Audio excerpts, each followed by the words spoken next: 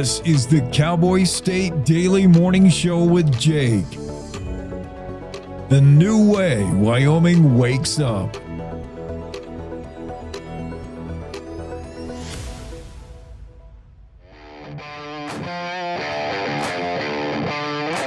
Hey, good morning. It's Monday, November 25th. International news made over the weekend with a stunning revelation that infamous hijacker D.B. Cooper, who jumped from a commercial flight with $200,000 in ransom money back in 1971, could and did indeed survive and live out his life under an assumed name. CSD broke the story, now being shared around the world. Newcomers to western states like Wyoming and Montana, most likely to be Republican transplants seeking like-minded party pals, similar to the Democratic wave of 2020. An Australian woman on her way hiking through Wyoming's Red Desert is actually on a bigger quest. She's walking the earth. Bill Gates' TerraPower will source laser-enriched uranium via a new exclusive agreement. Weather might disrupt Thanksgiving travel plans. Boxing remains big in Wyoming. And an engineer killed in a horrific train wreck in 2001 may have had a premonition his death was coming. All these stories on the Cowboy State Daily. It's time to take a look at what's happening around Wyoming for Monday, November 25th. I'm Wendy Kaur, bringing you headlines from the Cowboy State Daily newsroom, brought to you by the Cowboy State Daily Morning Show with Jake. From 6 a.m. to 10 a.m. Monday through Friday, Cowboy State Daily's Jake Nichols takes you deeper into the stories that matter and keeps up with the news, weather, and sports in your part of Wyoming. Just tune into CowboyStateDaily.com and join the conversation. On November 24, 1971, a passenger who checked in as Dan Cooper parachuted out of a Northwest flight somewhere between Portland, Oregon and Seattle with $200,000 in ransom he'd received in exchange for sparing the lives of the passengers and crew.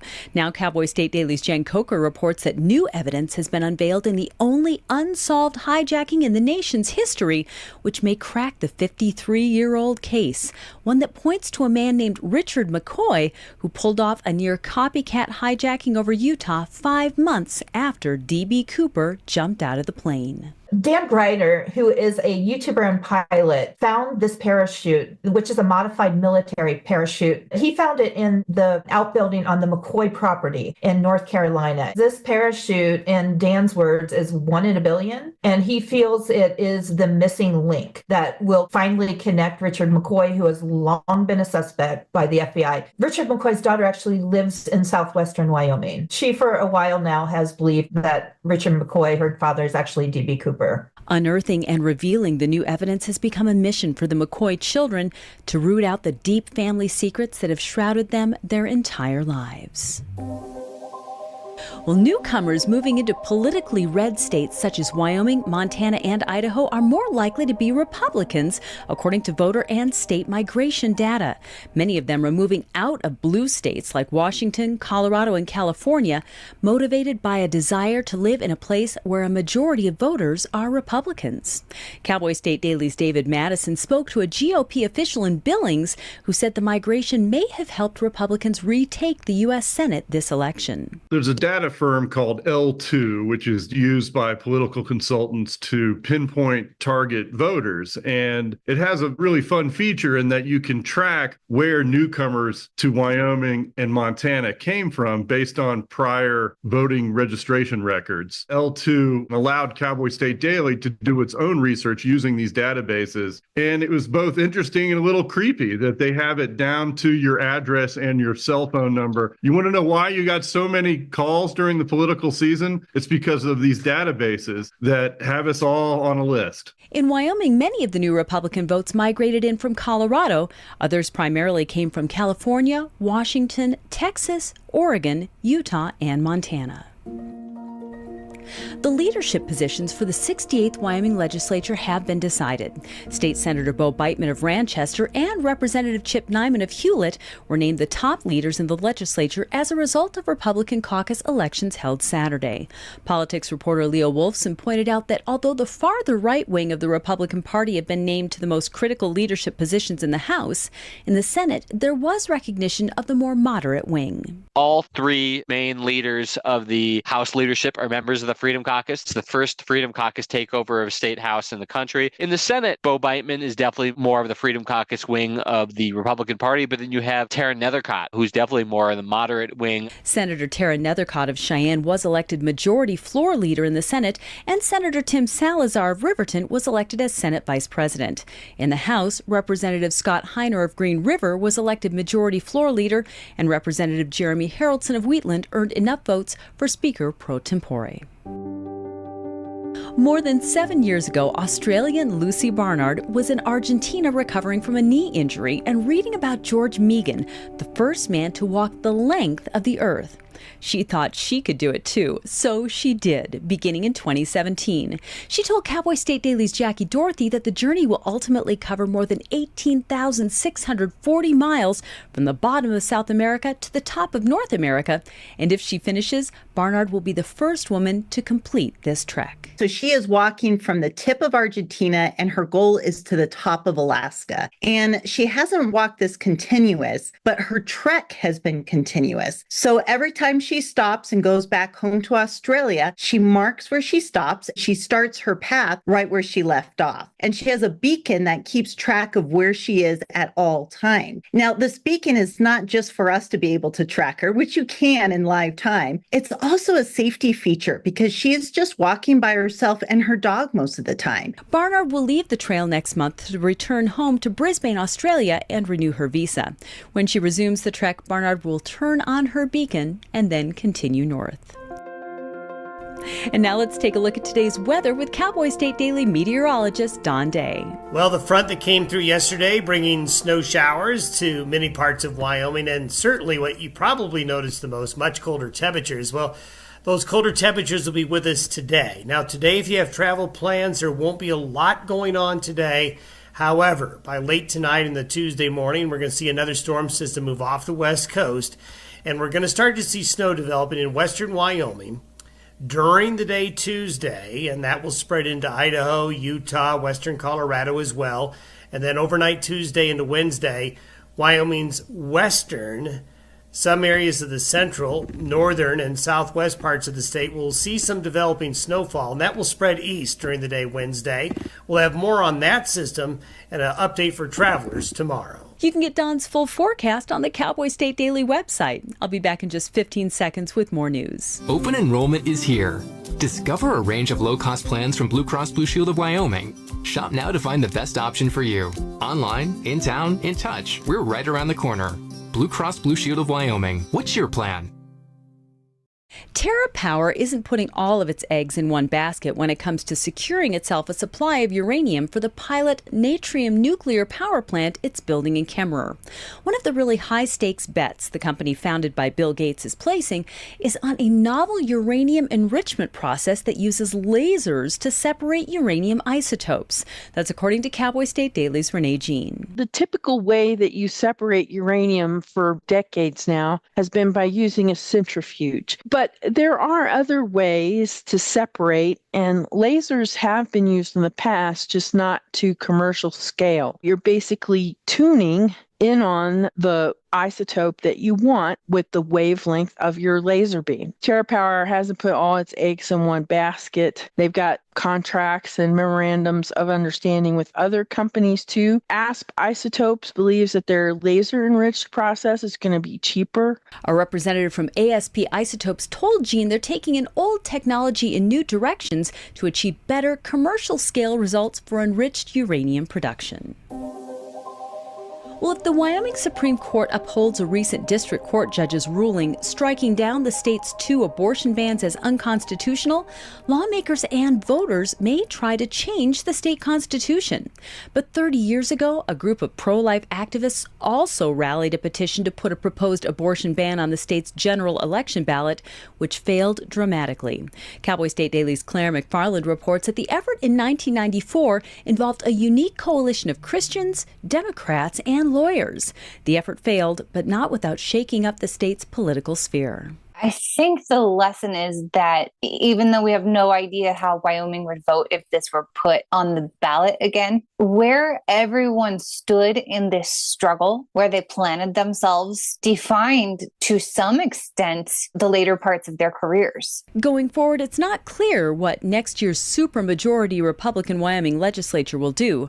Lawmakers can wait to see how the appeal ends, or they can try to pass narrower abortion restrictions. The other option would be to advance a ballot measure to appear before the voters in the 2026 general election. More than 500 workers in southern Montana recently lost their jobs in the largest mine layoff in that state's history.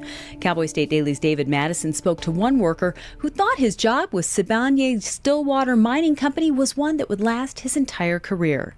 But the Stillwater mine, 42 miles outside Columbus, Montana, is downsizing due to the plummeting prices of palladium, which is used primarily in the automobile industry for components like catalytic converters. Terry and Shanahanny were settling into their dream home in Southwest Billings, ready to raise a family in Montana. Little did they know that forces beyond their control were really going to change their plans. From what my reporting showed, Stillwater Mining believes that Russia has dumped so much palladium onto the market that that's driven down the price. For many of the laid-off workers, continuing their careers in mining or using their skills means leaving the state for jobs elsewhere. And it's said that soldiers in combat rely most upon those fighting alongside them. And during World War II, some Polish troops had the privilege of that someone being a 600-pound bear. Wojtek was a Syrian brown bear, a cousin of Wyoming's grizzlies. Outdoors reporter Mark Hines says Wojtek was adopted as an orphaned cub by a Polish army unit early in the war and helped move ammunition during pivotal battles, after which he was promoted from private to corporal. They find this tiny orphan cub. They started feeding him condensed milk from vodka bottles to keep him alive and let him grow. And as he grew, he started to like beer and wine. He also liked cigarettes, although he would take a puff or two and then just swallow the cigarette. They officially enlisted him as a soldier and gave him a rank and a serial number and a salary. He helped move ammunition up to the artillery positions under direct fire during the Battle of Monte Cassino. And because of that, he was promoted to corporal. While Wojtek's story might seem too wild to be true, it really shouldn't come as any surprise that a bear would be smart enough to deliver ammunition and perform other soldiering tasks. Bears in general, and brown bears and grizzlies in particular, are incredibly intelligent. And that's today's news. Get your free digital subscription to Wyoming's only statewide newspaper by hitting the daily newsletter button on cowboystatedaily.com. And you can watch this newscast every day by clicking subscribe on our YouTube channel. And don't forget to drop in on the Cowboy State Daily Morning Show with Jake Nichols, Monday through Friday from 6 to 10 a.m. Thanks for tuning in. I'm Wendy Core for Cowboy State Daily.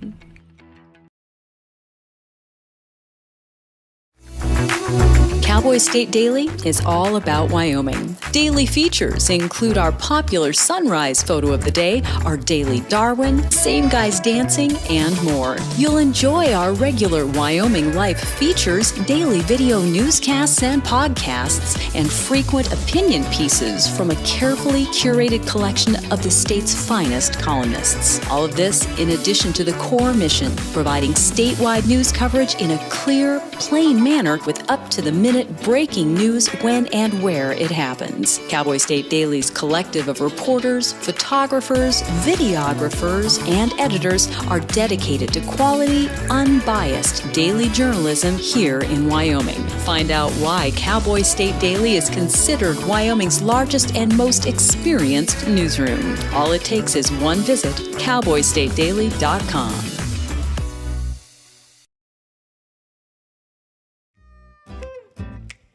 Yeah, we are the state's fastest growing news service, the largest. Any way you want to measure it and do the analytics, we're right at the top. Good morning. Here's the sunrise photo of the day. It's yet another super sweet one. How about that? A photo taken by Dylan Doherty, just north, about 6 miles north of Pine Bluffs, looking back east. So looking over, way back towards where that sun is coming up, that's Nebraska. Pine Bluffs is that first town you come to on I-80 traveling east to west.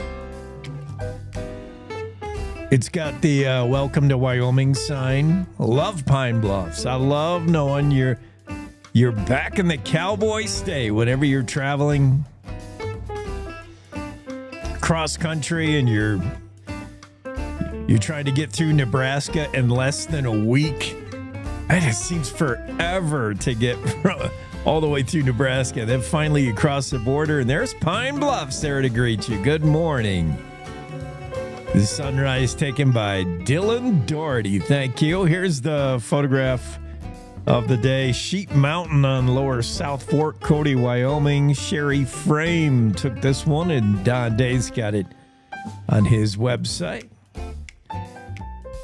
The Don Day weather forecast looks like this. Little break in the action between some pulses. We just had a little bit of a storm move through early over the weekend, actually, and we're going to have more trouble right in time for your holiday travel, unfortunately. Sunny, breezy today at Casper with highs around 40. Same thing with Riverton. You'll be around 41, maybe a little less breezy than Casper. Casper's got some trouble on the roads. We'll talk about that in a minute. Southwest Wyoming, Evanston, Cody, Lyman. You're looking at sunny skies today with highs right around 31. Western Wyoming, Pinedale, Alpine, Big Piney, sunny conditions. Highs a little bit chilly, though. You won't probably make it to 30 in Pinedale. Alpine, you'll be about right around freezing. Big Piney, 23 maybe. Big Piney's always cold. I don't know why. Du Bois, Jackson, you look at a high right around freezing with mostly sunny skies today. Bighorn Basin, Thermopolis, Cody, Lovell, sunny skies with highs in the low 40s. That's not bad. North Central Wyoming, Buffalo, Sheridan, sunny in Buffalo, 40 a high today. You'll be about 40 in Sheridan as well. Maybe a little patchy fog in the morning. Already seeing some of that as you travel between Buffalo and Sheridan this morning. A little bit patchy fog. Northeast Wyoming, Gillette, Sundance. Here looking at sunny skies today with highs around 40 with some windy conditions and some wind gusts. Down in the eastern plains, sunny 45 in Torrington. Sunny 41 in Lusk. Southeast Wyoming, Cheyenne. You'll top out around 41 today with plenty of sunshine. Sunny skies in Laramie, 37 the high in South Central Wyoming. Rawlins, sunny, breezy, highs 34, 35, and sunny in Encampment. That's your updated Don Day weather forecast. Let's take a look at the weather map, see what we're doing right now. It's coolish to start, that's for sure. A little bit chilly this morning. That's that what the map looks like right there. You can see 12 degrees in Jackson, 16 in Grable. Sheridan, you're looking at 2 degrees. That's all. Douglas, 8 degrees right now. Over in Moorcroft, 2 degrees.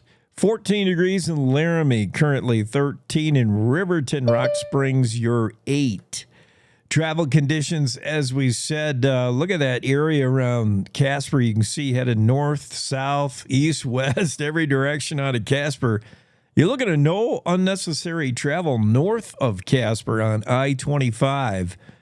Black ice advisory and wind. Wind is just frozen that highway over, so keep an eye on that. Be careful with your travels anywhere in and around Casper. You're looking not bad on the southeast corner, which is always troublesome on I-80 and black ice advisories and some of those other roads you see that are orange on your map, but otherwise not too awful really today.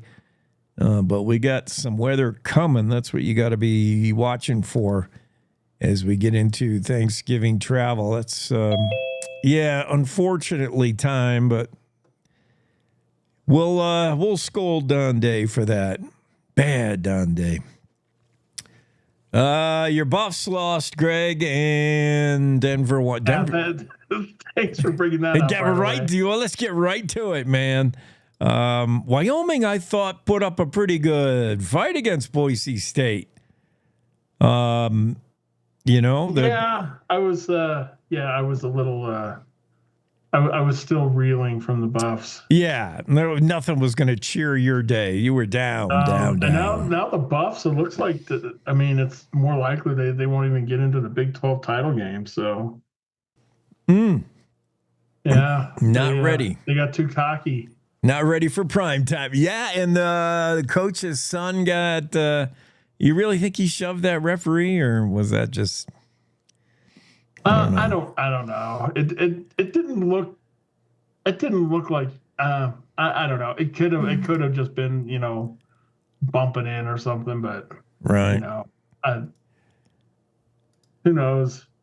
But the world is still fine because the Broncos beat the Raiders. So yeah, and nothing is better than when the Broncos beat the Raiders.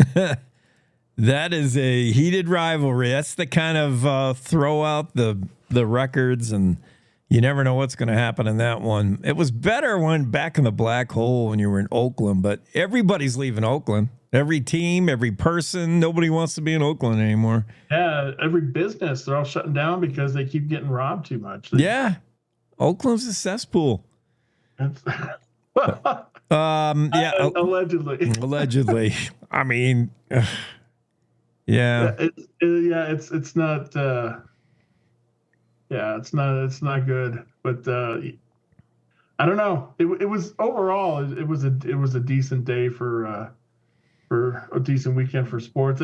I'm just getting sad that it's starting to get closer, coming to an end. Oh yeah. Well, you got to find your this week. Then Christmas. I'm not even ready for any of it. I know it. Thanksgiving. I'm ready for Thanksgiving because I already had the trial run. I think I told you, the wife and I did a full Thanksgiving dinner last week. So we know how, we're ready to do it. Usually we're on the road. So you want to do it again? Yeah. I love Thanksgiving. Like turkey, stuffing, mashed potatoes, the whole bit. I do too. We're doing something a little different. Oh. We're doing kind of a family. It's a family thing. It's called Greek spaghetti. No way. It's amazing. My grandmother was Greek, and you cook a leg of lamb, and then you make your sauce with the lamb drippings. So it's a red sauce, like you'd make. It still has Italian spices, but it has the lamb drippings in it, so it tastes really unique. And then you make a spaghetti, but what you do is you put it on a platter, and you put you put a layer of spaghetti, and then you pour some brown butter over it. Oh man! Some Parmesan cheese, and then just a little bit of cinnamon. And then you bake another layer, and you do that till you layered up all your spaghetti. Then all you do is you just cut off a hunk with your knife onto your plate. You get some lamb, you get a little bit of the sauce. It's just amazing. It's really amazing. We've never done it for Thanksgiving before, but my brother has a giant leg of lamb in the freezer and has been itching to use his smoker, so he's gonna give that a try. Dude, you're killing me. I'm starving all of a sudden. It's amazing stuff. This is for Greg Johnson's unique Thanksgiving dinner. That's right. I'm excited for that. That sounds super good.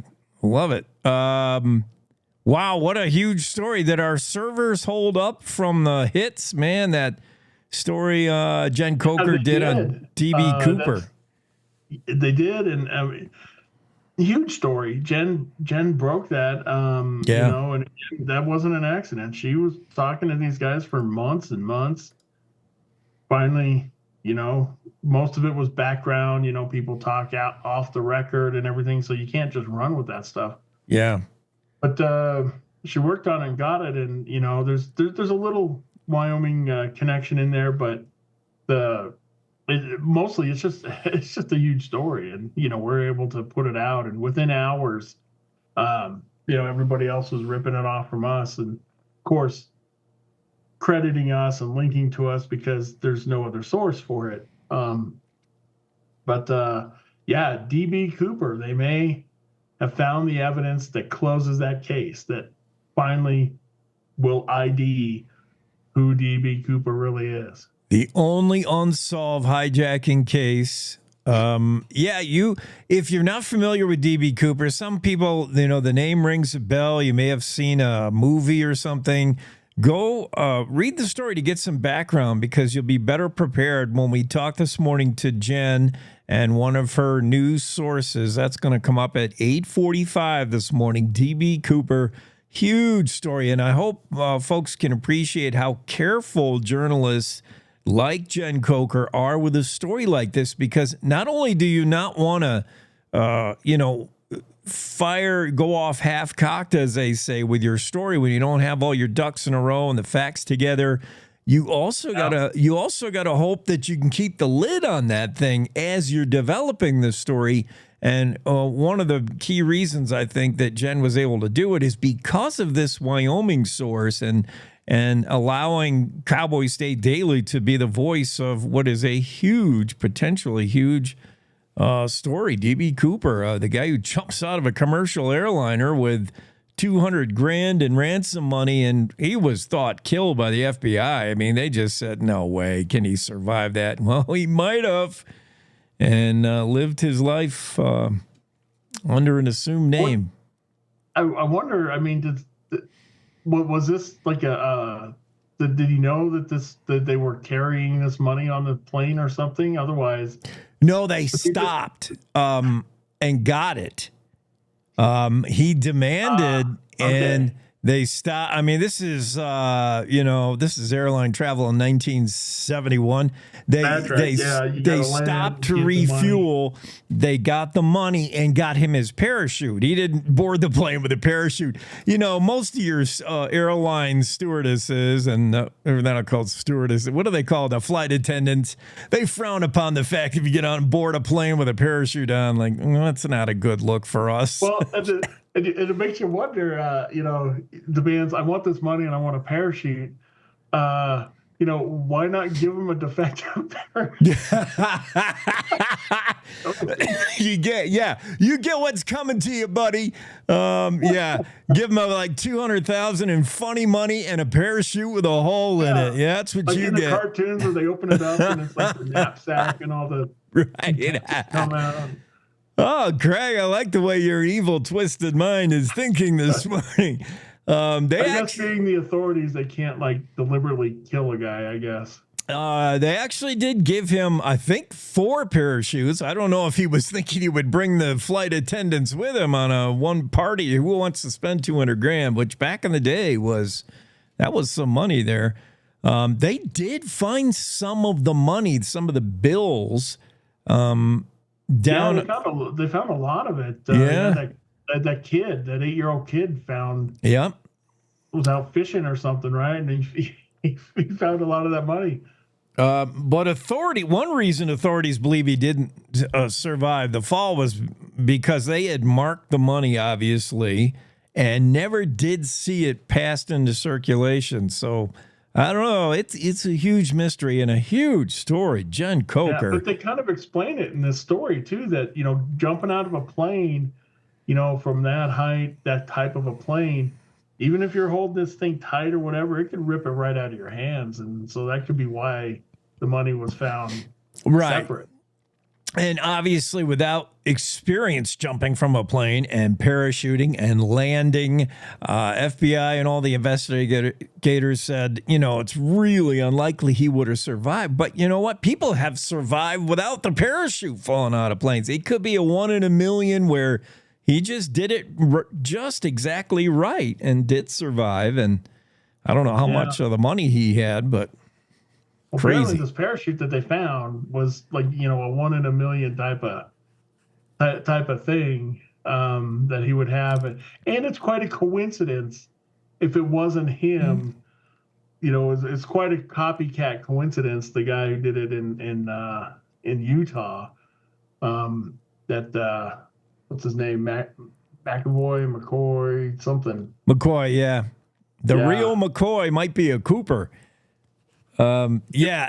There's so many twists and turns. That's why I urge people to read that story this morning before we talk to Jen Coker. She's going to come on, by the way, with one of the story experts who will explain why the finding that parachute might be the deal breaker. That might be the game changer. That parachute. So the guy's kids. Yeah, they suspect. They think. And of course, the question is whether his wife, was complicit with it or not. And, it was always a thing for her. So they didn't come forward until she was gone. But it's just a fascinating story. It just brings up one of the most daring crimes I've ever heard of. Yeah.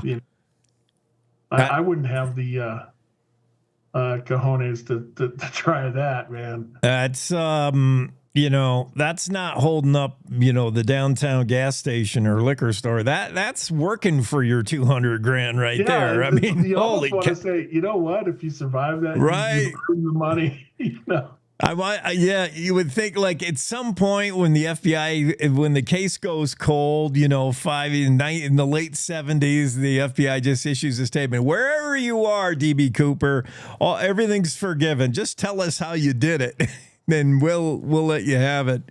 Yeah, crazy story. Jen Coker has it. Just an outstanding journalism, outstanding story. Very well written. It's just there's nothing not good about that story, except for the crime itself. This is the Cowboy State Daily editor who's will put up your quote. There's nothing not good about this story. That's an excellent quote. David Madison has a story about where is folks coming from migrating into Wyoming, Montana, some western, hardcore conservative right-wing western states are seeing an influx of like-minded Republicans. Similar to 2020 cycle when Democrats were moving in. Now it seems to be Republicans. How did David find this out? There's a new database or this L2? There's a report that kind of tracks migration from state to state, and it kind of makes sense. You think about it, if the political makeup is something that's important to you for where you live, then if you're red, you want to go to a red state. It's and I don't think it's breaking any news to anyone, but it does confirm what people suspected for a long time. Most of them are coming from Colorado. They don't like what's happening in Colorado, so they're coming up here. And in some cases, running for office. We've had several cases of people who moved here and then from Colorado who very quickly run for office. And should be no surprise because in Colorado, they're asking you to bag your poop when you're out there hiking, similar to what you would do if you're walking your dog. Of course, you got to pick up after your pooch. There's so many people using the Front Range, getting out there in the back country that are taking the opportunity to squat somewhere that, Colorado stinks, allegedly. And the fact that there's so much of it that people don't even bother to go off the trail and bury it somewhere. So, I mean, if people were doing that, you wouldn't know, right? But the fact that they're just leaving it all along the trail, I mean, that's just kind of gross, you know? I mean, who does that? Yeah, I mean, you gotta go. But I mean, I was always taught you go bury it somewhere, and of course, but that's one of the problems is if there's so many people on this trail now, they're going out and burying it somewhere or whatever. The concern is that it's going to somehow contaminate the local watershed. Yeah. So there's so much of it that it's going to contaminate the watershed. That could be a problem, but I don't know. I mean, it shouldn't be surprising. We're talking about hippies from Boulder who are so allegedly high that they have no idea where they're doing their business, and probably. Yeah, I went to see you. I got to tell you, it's not so alleged. It's. Yeah, But it's a story, and what do you think? I don't know if you're a Yellowstone fan or not. If you've been watching the these last episodes, but apparently people are upset about the product placement, and that the show's creator seems to be shamelessly plugging his own vodka brand. Right. Taylor Sheridan is putting out front I didn't even know he had a vodka brand. I mean, product placement is nothing new in movies and TV. That's you might be surprised or you might not be surprised to know that's very intentional what kind of beer they're drinking in the bunkhouse. But in this case, as we get into the final season, and don't tell me, no spoiler alerts, Greg. I'm watching Yellowstone, but I'm not nearly caught up. I'm way back on. I haven't watched a single episode, so I can't spoil it for you. I'm way back on season 3. But yeah, product placement is what a lot of people are talking about. They're talking about, some very borderline spoiler alerts, so I'm afraid to read them. But this story from Justin George talks about how a lot of folks are noticing in this final season of Yellowstone that product placement is just gone like way overt. I love this one tweet on X. Can you even call them tweets on X anymore? I mean, one statement on X. Technically, yeah, you can. You can still call them tweets, even. Yeah.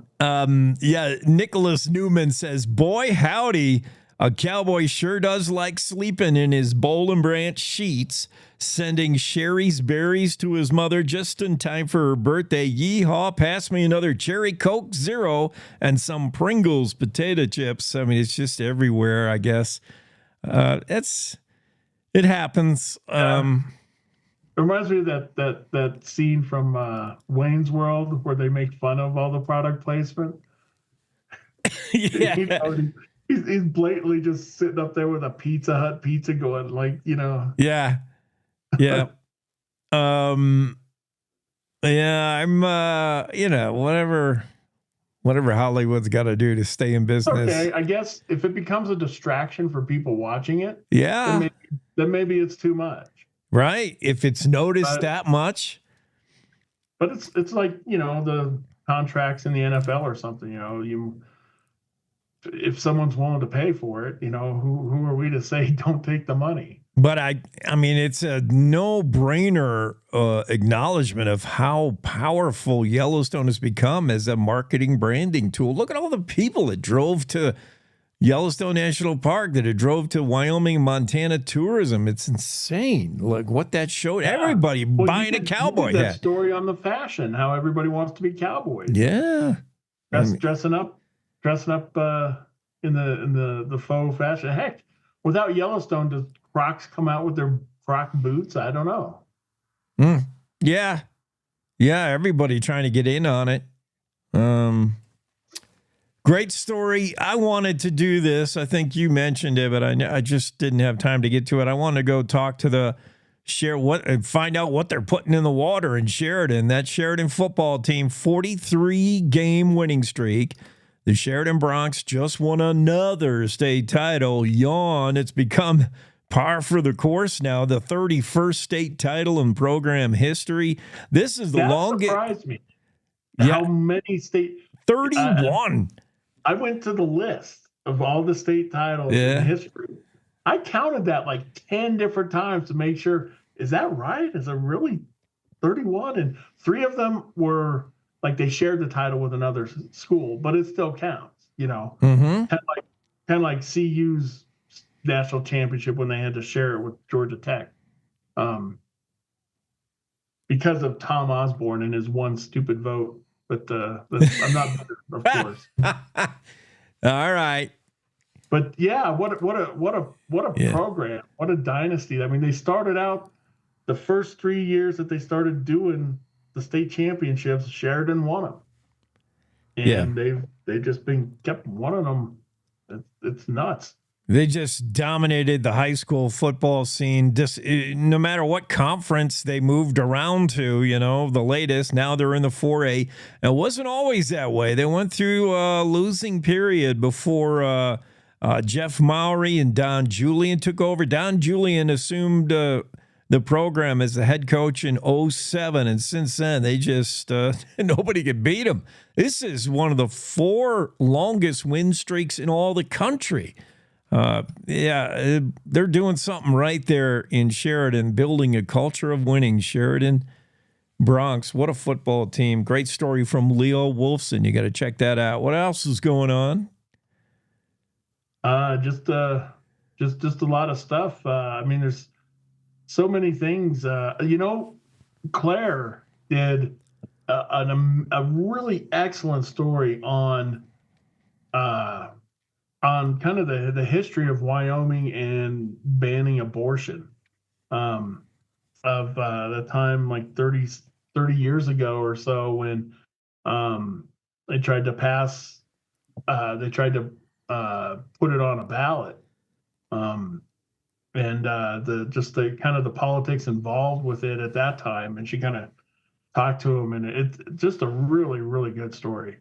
Yeah, Claire McFarland, that story, the time Wyoming tried banning abortion on the ballot, which is an option, and it failed miserably. It was 1994, and things have changed since then, including a recent University of Wyoming poll that might indicate the time is right to try something like that again. But one thing about Wyoming conservative politics, it's always have a little bit of libertarian to it, as in hands-off social concerns. Don't mess with people's bodies and people. Yeah, so I don't know if it would pass again, but 30 years ago it was tried by pro-life activists and did not pass, obviously. Yeah, and then Renee's feature on that 75-year-old grandma who just loves her Cybertruck. She loves tech, and she loved the DeLorean when Back to the Future came out, and she never got a DeLorean, and she said this reminds her of it. And what I find interesting is, she just wanted one, and she loves driving it around. She loves all the tech in it because she's just into that. Yeah. And it's interesting how the Cybertruck has become kind of a polarizing political thing too. It can't be, why can't you just want one driving around? Right.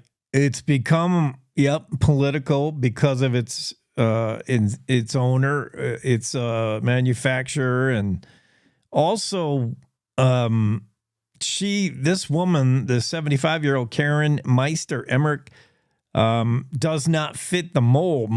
And I could have guessed this, a typical Tesla owner, upper middle class man in his 50s. I would guess that every time. So to see a 75-year-old woman driving one who just loves the look, she says she's like math-minded. She's all about math. Most people want rounded things in their vehicle. They want the vehicle to be rounded up. She's like, I like the sharp angles. I'm all about that. And she's whatever floats your boat. I don't like the look of them personally, and I don't think they're up to the job of, being a truck. That's the thing. I don't know if you can call them a truck. It's everywhere all the time, and but this woman probably. I don't think it's made to do work. No, I know. But this is my opinion. Who knows? Maybe they are. I haven't driven one. but like you, it doesn't. I don't like I'm not a fan of the look, but a lot of people are. So I'd like to see one of these keep an 8-horse trailer with a living quarters woed behind you coming down Teton Pass. I'm thinking you would probably blow it up at that point. I'm not sure if it's up to that job. It might be, but how much would it drain the battery to do it? Yeah, I don't know. You might need to pack extra battery or something.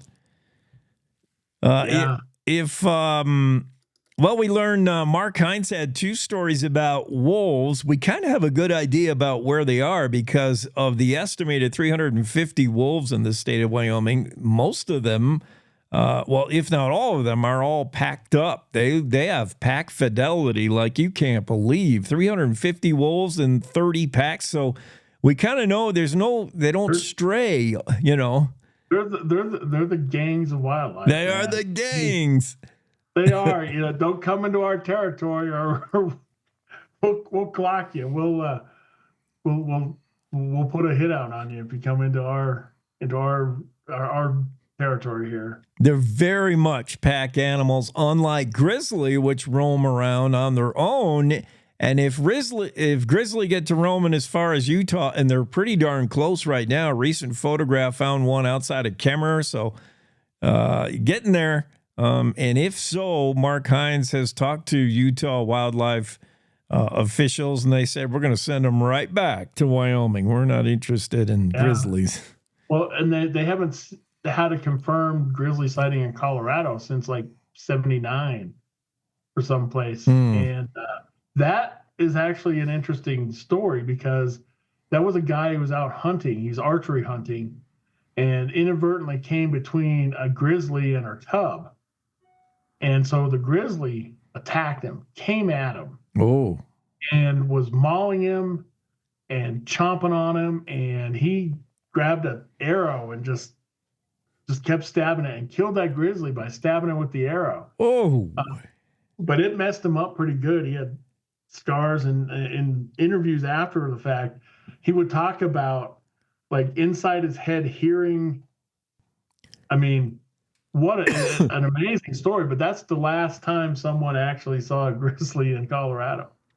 Almost every survivor of a grizzly attack that gets that far mentions that same thing, the sound of teeth scraping on their skull. Oh, boy.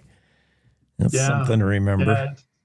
Well, and he had another, a brown bear, which is pretty close to a grizzly, that war hero bear for Poland.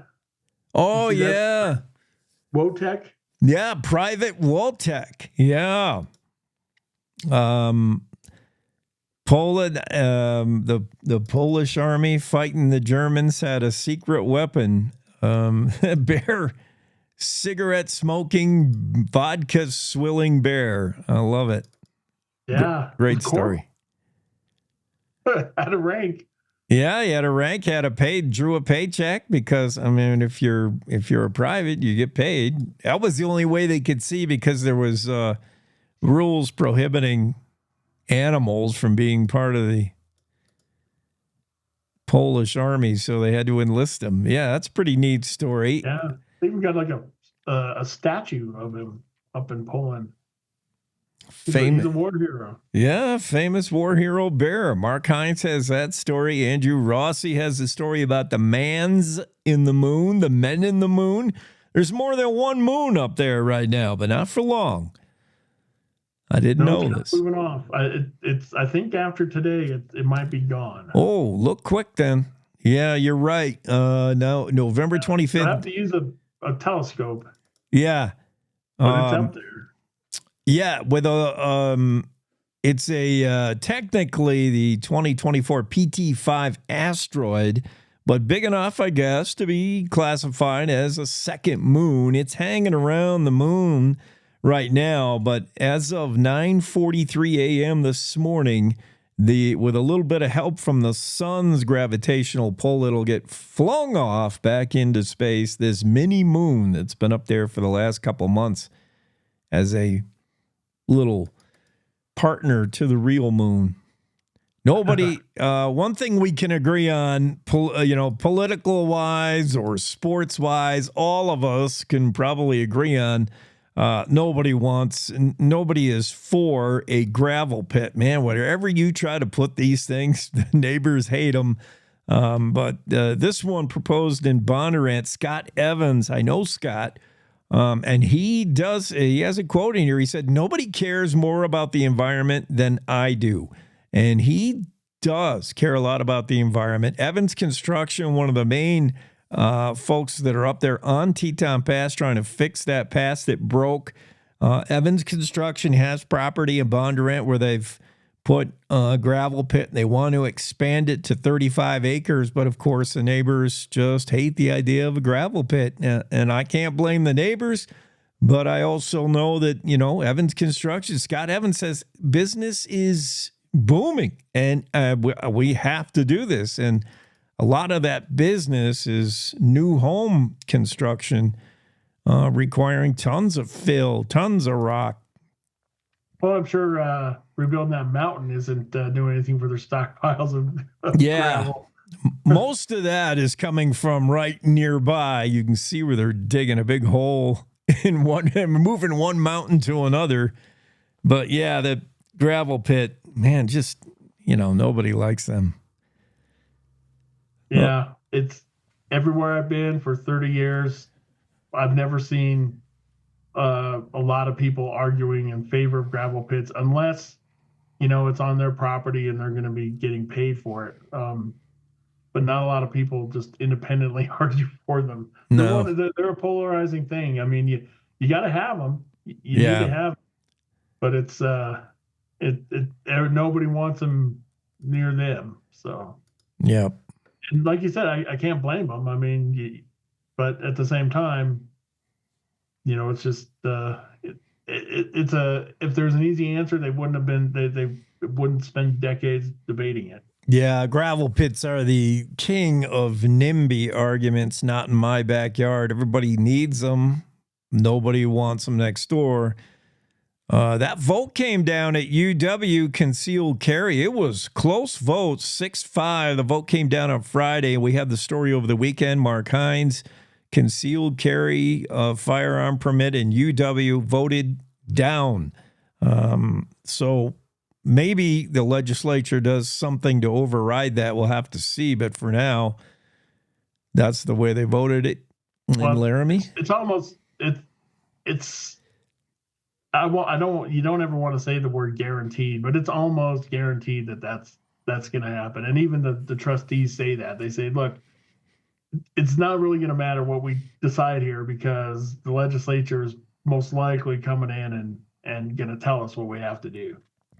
Therefore, board chair Kermit Brown voted in favor, but he was in the minority, and he's been the one who said, look, whatever we decide, it's likely going to be the state government that's going to decide for us.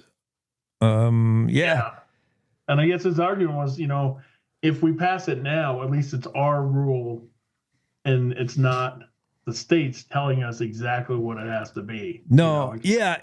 It's significant to leave sort of I guess you wouldn't call it a paper trail, but it's your intent. It's the intent of the university to not have concealed carry. So if that's flipped, you can always have that and always lean back on that and say, well, we never wanted this. We told you so. Or, just have it in the record, even though, it may not last for long. We'll see. We got a ton of stories over the weekend that we're trying to get to, and we'll have, I'm going to have Secretary of State Chuck Gray on 8:05 this morning to talk a little bit more about his no vote and why concerning the Kelly parcel. I still think that continues to be a political story, a political football of a story, because whenever you look at something that seems like a slam dunk, you look at 640 acres of prime land at the base of the Tetons, and you say, do you want that to go in the hands of a private developer who can build McMansions or who knows what? Or do you want it to remain kind of how it is, just a beautiful country?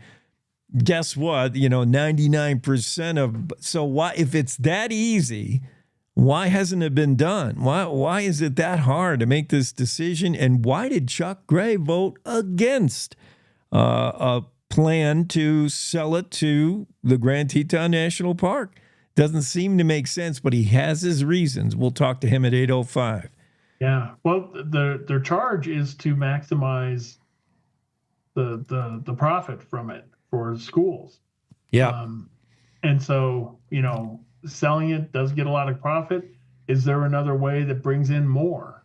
I guess that's the debate. Although that hasn't been, if it's taken so long, so many years. I mean, has that really been that urgent? Right.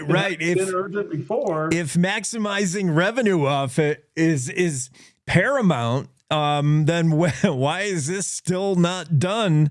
Good point. Megan Degenfelder particularly said that she feels the state's getting shortchanged. Chuck Gray joins her in that argument, but he has other reasons why he doesn't like the deal. And yeah, we'll dig into that at 8:05 when we get Chuck on. That's, I don't know. We got to tee up a big, long day. Of course, don't miss Jen Coker. She's coming up at 8:45 to talk about D.B. Cooper, the real McCoy. Maybe. There you go. Maybe. I like it. All right, buddy. Hey, have a great day. Yeah, you too. I'm excited. We got to talk more about the Greek Thanksgiving. I'm starving just listening to that. Yeah, I get it maybe once a year. Woo! It's the bomb. All right. Cool deal. See you later. Greg Johnson, managing editor of the Cowboy State Daily, teeing up our stories for today, Monday, November 25th. It's Thanksgiving week. We celebrate all week long, right? Tons of stories we got to get to today. Really don't have enough time to launch into any one of them, I don't think. Let's see. We could talk about Mark Hines' story about grizzly bears. Mark happened to get a hold of some Utah folks that asked the question, what happens if one of our grizzlies gets all the way down to Utah? It seems likely that that's going to happen sooner or later. And what triggered the idea is a recent photo from Lincoln County Sheriff's Deputy Caleb Ellis. He photographed a grizz standing next to Highway 233 near Kemmer back in April. This can't be the photo. No, there's too much snow. Maybe he did share the photo. Let's find. Oh, here it is. Yeah, he did. Let me share this with you. This is the photo of the grizzly bear. Right there. Caleb Ellis was on patrol, Highway 233 near Kemmer Thursday afternoon, all the way back in April something. April 26th is when the story posted. And so that, Kemmer, it wouldn't take much more of a walk south to get into Utah. And what if that happened? Mark Hines asked the Utah Division of Wildlife Resources Game Mammals Coordinator Darren DeBloy. He said, if I had to guess, if Utah had a choice over whether to have grizzlies, I think they would avoid it. It's one thing we probably don't need at this point. So the idea that if grizzly bears migrated as far south as Utah, and they are getting around, no doubt about it, neighboring states already feeling the increase in population of grizzly bear. If they get as far as Utah, Utah likely will say, you can have them back. It's more than likely they will be captured and shipped back to Wyoming, but will they stay? That's the big question. These stories and a whole bunch more we're going to get to on this Monday, the Cowboy State Daily Morning Show with Jake. Let's get to Wendy Core's top of the hour news now. It's time to take a look at what's happening around Wyoming for Monday, November 25th. From the Cowboy State Daily Newsroom, I'm Wendy Core. On November 24th, 1971, a passenger who checked in as Dan Cooper parachuted out of a Northwest flight somewhere between Portland, Oregon and Seattle with $200,000 in ransom he'd received in exchange for sparing the lives of the passengers and crew. Now, Cowboy State Daily's Jen Coker reports that new evidence has been unveiled in the only unsolved hijacking in the nation's history, which may crack the 53-year-old case, one that points to a man named Richard McCoy, who pulled off a near copycat hijacking over Utah 5 months after D.B. Cooper jumped out of the plane. Dan Greiner, who is a YouTuber and pilot, found this parachute, which is a modified military parachute. He found it in the outbuilding on the McCoy property in North Carolina. This parachute, in Dan's words, is 1 in a billion, and he feels it is the missing link that will finally connect Richard McCoy, who has long been a suspect by the FBI. Richard McCoy's daughter actually lives in southwestern Wyoming. She, for a while now, has believed that Richard McCoy, her father, is actually D.B. Cooper. Unearthing and revealing the new evidence has become a mission for the McCoy children to root out the deep family secrets that have shrouded them their entire lives. Newcomers moving into politically red states such as Wyoming, Montana, and Idaho are more likely to be Republicans, according to voter and state migration data. Many of them are moving out of blue states like Washington, Colorado, and California, motivated by a desire to live in a place where a majority of voters are Republicans. Cowboy State Daily's David Madison spoke to a GOP official in Billings who said the migration may have helped Republicans retake the U.S. Senate this election. There's a data firm called L2, which is used by political consultants to pinpoint target voters. And it has a really fun feature in that you can track where newcomers to Wyoming and Montana came from based on prior voting registration records. In Wyoming, many of the new Republican votes migrated in from Colorado. Others primarily came from California, Washington, Texas, Oregon, Utah, and Montana. The leadership positions for the 68th Wyoming legislature have been decided. State Senator Bo Beitman of Ranchester and Representative Chip Nyman of Hewlett were named the top leaders in the legislature as a result of Republican caucus elections held Saturday. Politics reporter Leah Wolfson pointed out that although the farther right wing of the Republican Party have been named to the most critical leadership positions in the House, in the Senate there was recognition of the more moderate wing. All three main leaders of the House leadership are members of the Freedom Caucus. It's the first Freedom Caucus takeover of a state house in the country. In the Senate, Bo Beitman is definitely more of the Freedom Caucus wing of the Republican Party, but then you have Tara Nethercott, who's definitely more of the moderate wing. Senator Tara Nethercott of Cheyenne was elected majority floor leader in the Senate, and Senator Tim Salazar of Riverton was elected as Senate Vice President. In the House, Representative Scott Heiner of Green River was elected majority floor leader, and Representative Jeremy Haroldson of Wheatland earned enough votes for Speaker pro tempore. I'll be back with more news right after this. Did you know it's illegal to dig or excavate without knowing what's below? This is Jan Warren, Executive Director for One Call of Wyoming. We will be hosting workshops around the state to educate homeowners, realtors, landscapers, underground facility owners, and excavators on the state law, industry best practices when it comes to planting a tree, building a fence, or any other excavation project you have planned. Join us for a free breakfast, get your questions answered, and learn how One Call of Wyoming is here to help. Go to onecallofwyoming.com and register today.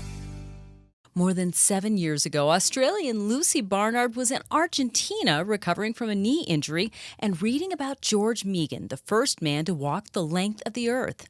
She thought she could do it too, and so she did, beginning in 2017. She told Cowboy State Daily's Jackie Dorothy that the journey will ultimately cover more than 18,640 miles from the bottom of South America to the top of North America, and if she finishes, Barnard will be the first woman to complete this trek. So she is walking from the tip of Argentina and her goal is to the top of Alaska. And she hasn't walked this continuous, but her trek has been continuous. So every time she stops and goes back home to Australia, she marks where she stops. She starts her path right where she left off. And she has a beacon that keeps track of where she is at all times. Barnard will leave the trail next month to return home to Brisbane, Australia to renew her visa. When she resumes the trek, Barnard will turn on her beacon and then continue north. And that's today's news. Get your free digital subscription to Wyoming's only statewide newspaper by hitting the daily newsletter button on cowboystatedaily.com. I'm Wendy Core for Cowboy State Daily.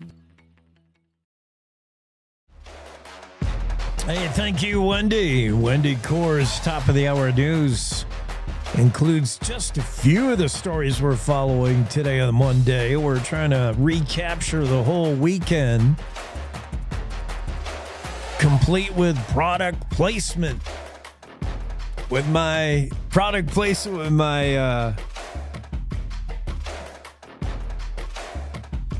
coffee and cap. Big shout out to the Lockhart Cattle Company. And what kind of coffee am I drinking? I don't even know.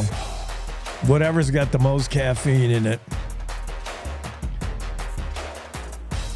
Weather today, not too bad, but we'll get more details when we talk to Don Day. Day weather forecast calling for pretty nice day around the state today. Maybe a little cold. Some folks going to see maybe 30. Some will be in the 40s, but plenty of sunshine across the state today. We got some disruption coming, though, tomorrow and into Wednesday a little bit. Could make for troublesome travel plans as you're trying to get to and from grandmother's house for Thanksgiving. Newcomers to Wyoming and Montana likely to be Republican transplants. This story from David Madison, thanks to a database compiled by L2. What is L2 anyway? David Madison, you can tell he's a little surprised by how much L2 knows about you. It's a data service provider. L2 tracks the movement of registered voters around the country. The most recent database shows 2,230 former Coloradans have settled in Wyoming between January, beginning of 2020 and sort of the end of 2024, or the end of September officially. So in the last 4 years, no state has sent more folks to come live here than Colorado. I'm not surprised. I know a lot of Colorado people that have moved here. And if you ask Coloradans what is their general makeup, they're saying it's all Texans that have come up to Colorado. So maybe they're just making this slow migration north, driven by weather mostly. I know a lot of Texans, to get out of the summer heat, will spend time in Colorado, if not buy a second home there or vacation there a bunch. And then Colorado folks moving here, I think, is less driven by weather, my opinion, and more driven by politics and the politics of Colorado driving people here. That's just my opinion. David Madison has more, our latest news guy. And here's what he says. Well, newcomers moving into politically red states such as Wyoming, Montana, and Idaho are more likely to be Republicans, according to voter and state migration data. Many of them are moving out of blue states like Washington, Colorado, and California, motivated by a desire to live in a place where a majority of voters are Republicans. Cowboy State Daily's David Madison spoke to a GOP official in Billings who said the migration may have helped Republicans retake the U.S. Senate this election. There's a data firm called L2, which is used by political consultants to pinpoint target voters. And it has a really fun feature in that you can track where newcomers to Wyoming and Montana came from based on prior voting registration records. L2 allowed Cowboy State Daily to do its own research using these databases. And it was both interesting and a little creepy that they have it down to your address and your cell phone number. You want to know why you got so many calls during the political season? It's because of these databases that have us all on a list. In Wyoming, many of the new Republican votes migrated in from Colorado. Others primarily came from California, Washington, Texas, Oregon, Utah, and Montana.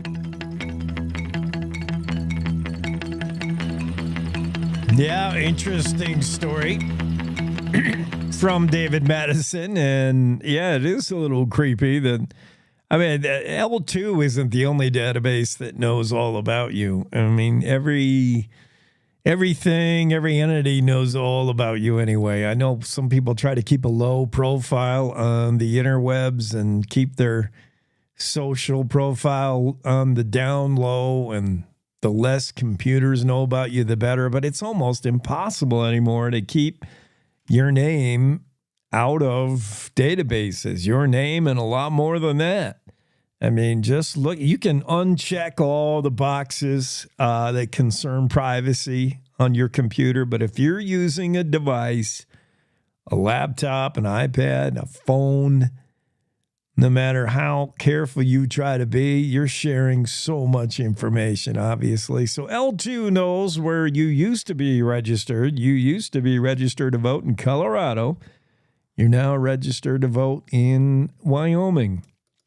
David Madison found Colorado transplants make up the majority of those who have moved into Wyoming and Montana. California is the second highest.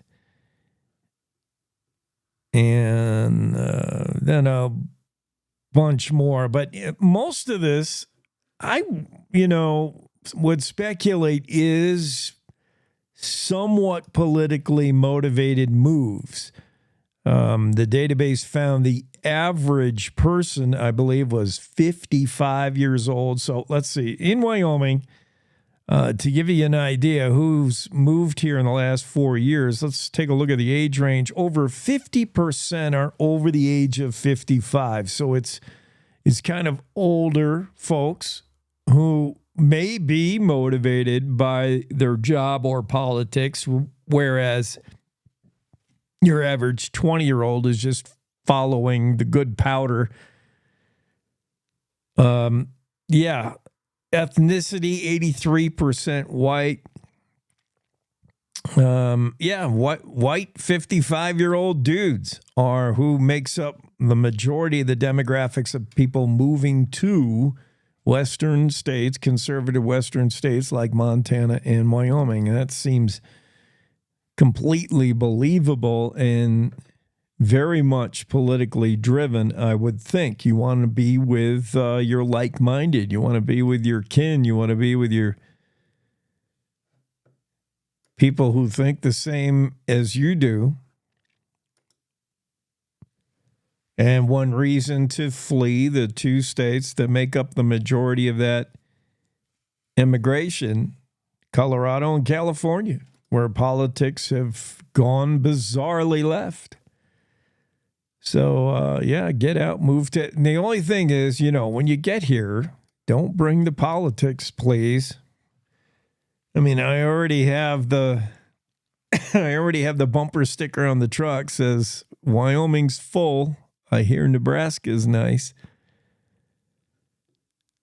When you get here from Colorado and California, fleeing the politics that you don't like, don't bring them with you. Please.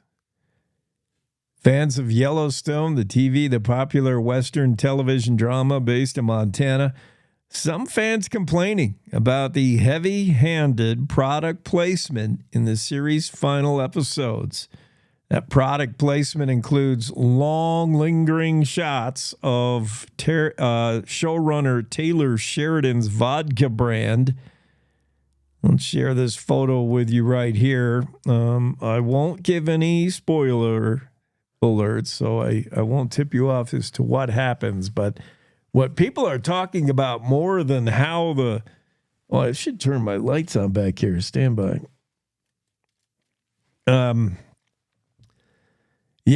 What seems to be driving a lot of conversation in the final series of Yellowstone is not so much the plot lines and what is happening on the show, but more the product placement, which is nothing new for film and TV. Obviously, that's a pretty popular thing. You're going to see that in every movie, every TV show. You don't miss an opportunity like that. If the scene calls for a bunch of cowboys sitting around drinking in the bunkhouse, the brand of beer they're drinking is important. It's if you simply just say, whatever's available, it's a lost opportunity. Why not approach Coors and say, we're going to have a scene where the Cowboys are all sitting around drinking Coors Light. What would that be worth to you? Coors. And Adolf Coors would roll over in his grave and cough up some money. You better know it. Yeah, product placement's big, but is it too big? Maybe. In this show, we're seeing some tweets on X or some X's on X or whatever you call statements on X. Nicholas Newman had a comment that kind of encapsulates the whole thing. Product placement is all that's left of Yellowstone, Newman wrote. Boy, howdy, a cowboy sure does like sleeping on his Boll and Branch sheets and sending Sherry's berries to his mother just in time for her birthday. Yeehaw! And pass me a cherry Coke Zero and some Pringles potato chips. Honestly, Yellowstone's latest episode was just so boring, wasted 30 minutes for product placement, says Anna Valens. If this continues, I won't finish the series. All those close-ups, all those, including Taylor Sheridan, who has his own vodka, the 4 Sixes vodka brand, is featured prominently in the show. One writer, one ex-user wrote, it's way too noticeable and forced. Other products featured on the program Yellowstone, according to Newsweek, includes Carhartt, Wrangler, Coors that I just mentioned, Apple, Dell, Stetson hats, and Dodge Ram trucks. That's true. All they drive are Dodge Rams. Everybody's trucks on the Dutton Ranch, the Yellowstone Ranch, they're all Dodge. And I think even when they show a pickup truck driven by somebody else, they tend to be Dodge as well. I don't know if they show a truck that isn't a Dodge on that show from what I've seen, but yeah, interesting product placement, prominent in the series Yellowstone. I don't know that it ruins it. I mean, I'm aware of it. I see it and I think to myself, yeah, somebody paid for that. But I've yet to watch the latest season of Yellowstone to see how overt it is. Sometimes it can indeed be a little much. Don Day will be joining the discussion here in a moment. Also today, we'll have Sally Ann Shermer talk about the Cowboys, a loss to Boise State, but a good game. I thought our boys, they played well against the Giants. I mean, we played the role of David up against Goliath, and, we acquitted ourselves well, very, very easily could have won that game. And I'm sure the Broncos were thrown more than just a scare. I mean, they had to be worried for much of that game. It was very interesting. Jen Coker is going to be on at 8:45. Jen's going to talk about that D.B. Cooper story. That is a major breaking news story that's been picked up by a lot of international news outlets.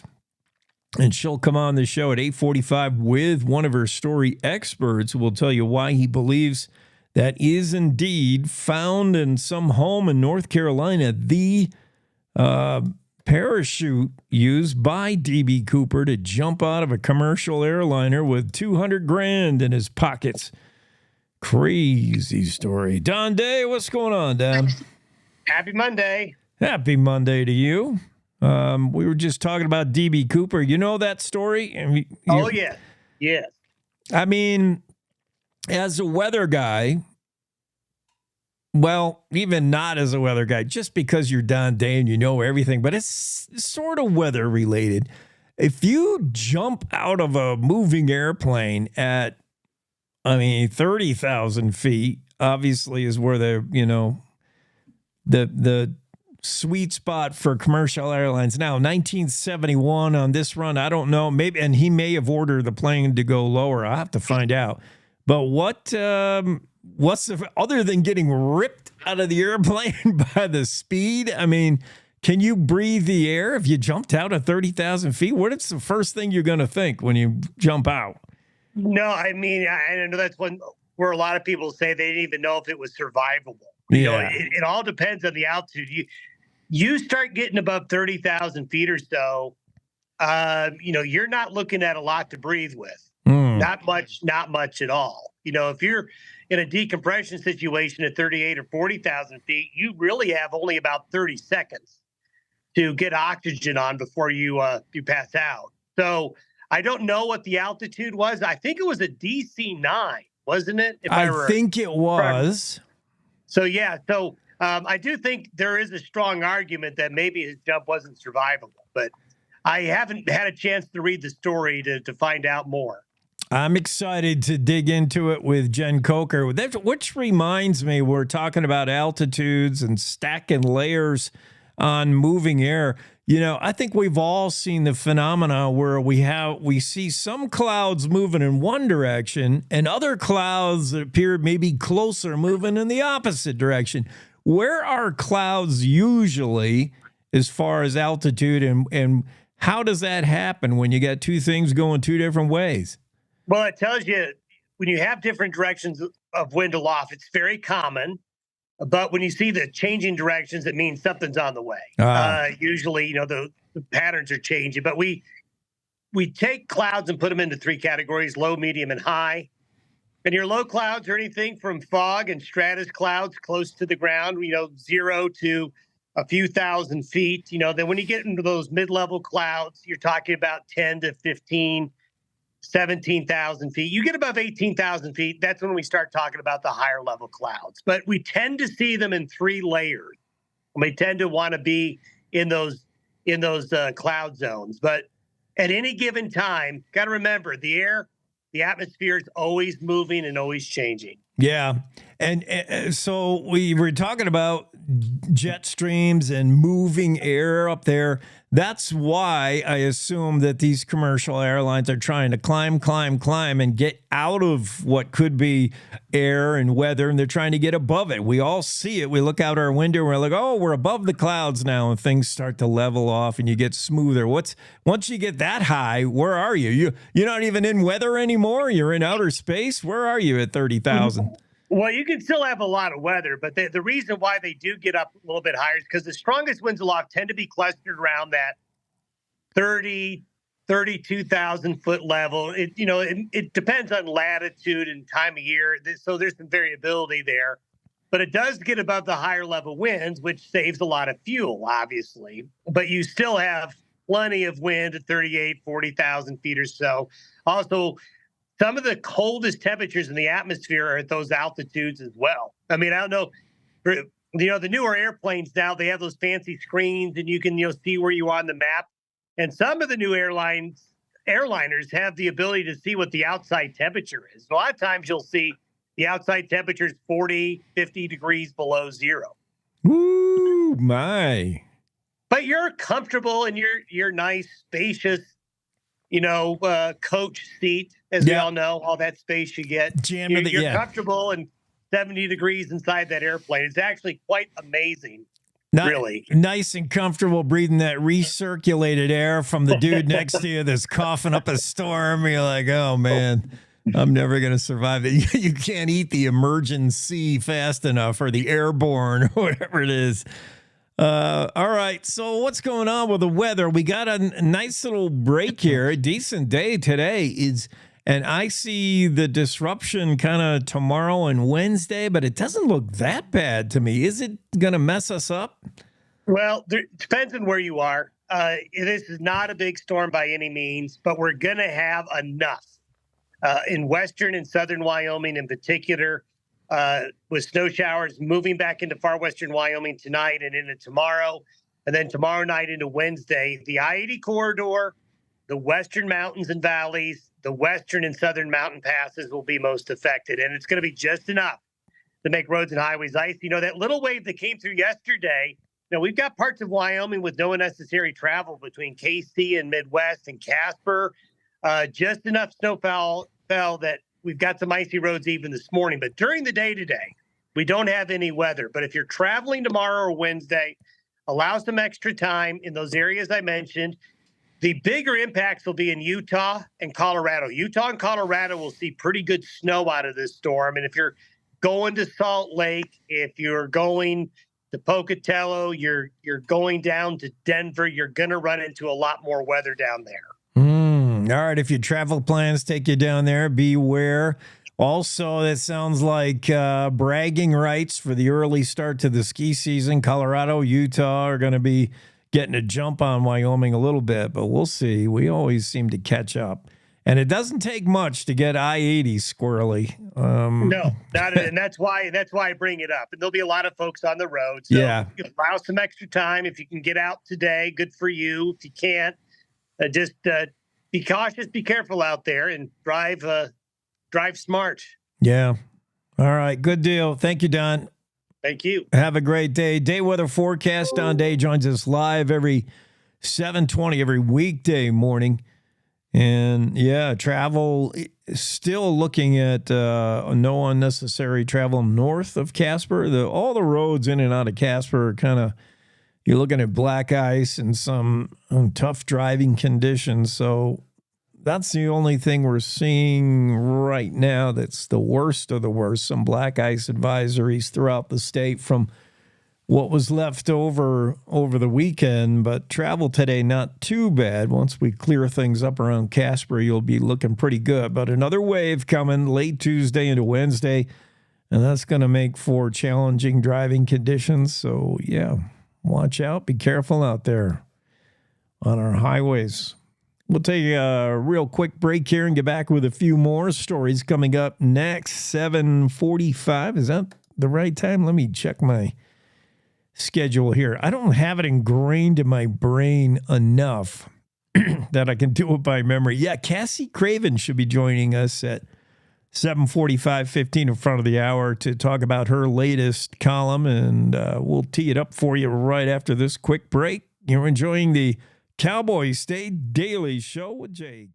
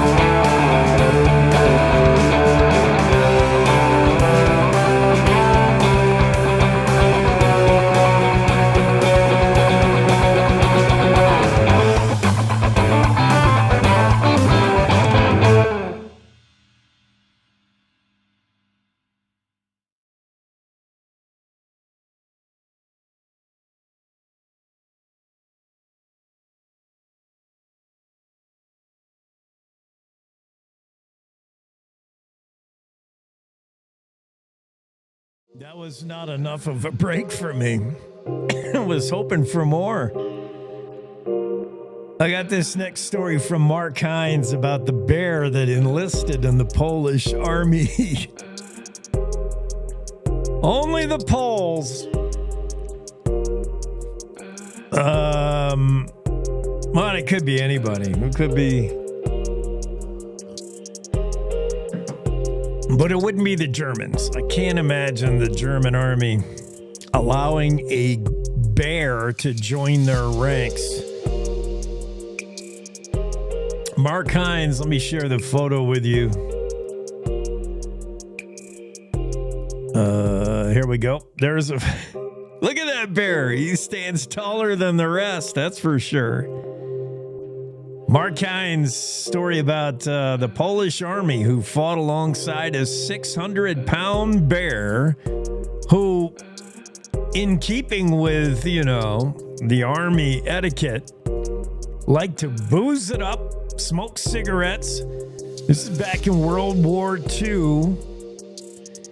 As a Polish war unit prepared to enter the war zone in Italy in 1943, they had a bit of a snag because animals were not allowed to accompany troops into battle. I don't know who made that rule, whether that was the Polish army. Maybe it's an Italian rule. Maybe we need to talk to Mark Hines and figure out more about that. I'm already have my first question. I'm in the first paragraph of the story. The Polish war unit hit a snag because animals were not allowed to accompany troops into battle. Not allowed by who?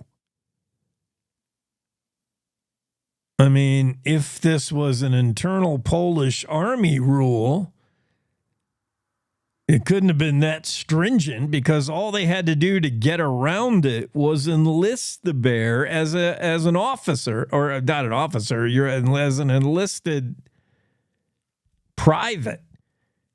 They officially enlisted the bear as a private, giving him a salary and a serial number. That was the workaround to get around the rule.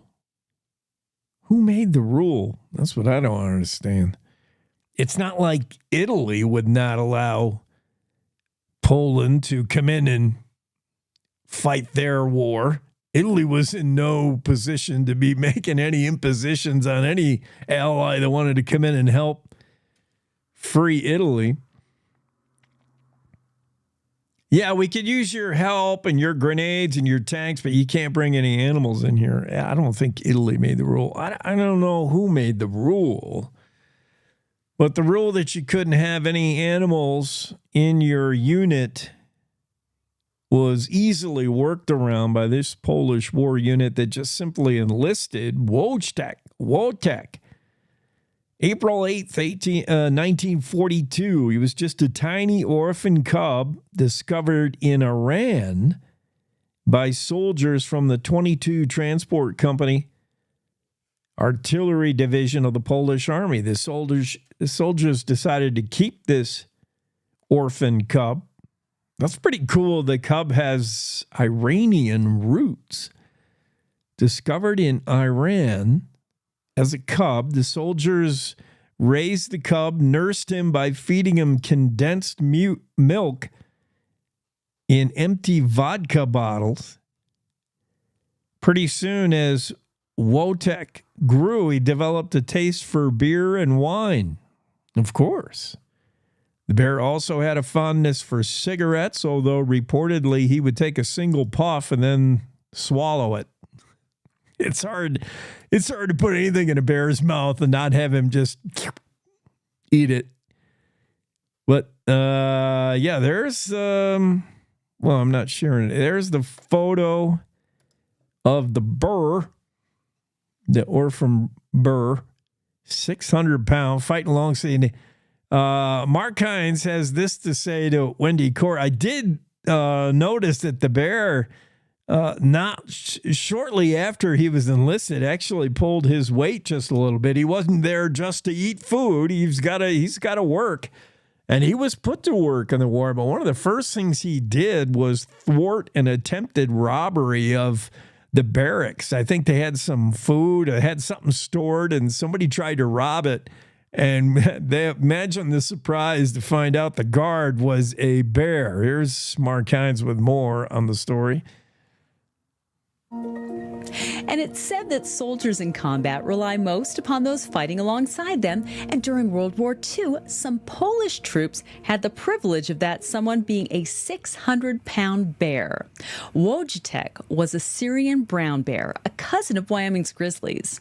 Outdoors reporter Mark Hines says Wojtek was adopted as an orphaned cub by a Polish army unit early in the war and helped move ammunition during pivotal battles, after which he was promoted from private to corporal. They find this tiny orphan cub. They started feeding him condensed milk from vodka bottles to keep him alive and let him grow. And as he grew, he started to like beer and wine. He also liked cigarettes, although he would take a puff or two and then just swallow the cigarette. They officially enlisted him as a soldier and gave him a rank and a serial number and a salary. He helped move ammunition up to the artillery positions under direct fire during the Battle of Monte Cassino. And because of that, he was promoted to corporal. While Wojtek's story might seem too wild to be true, it really shouldn't come as any surprise that a bear would be smart enough to deliver ammunition and perform other soldiering tasks.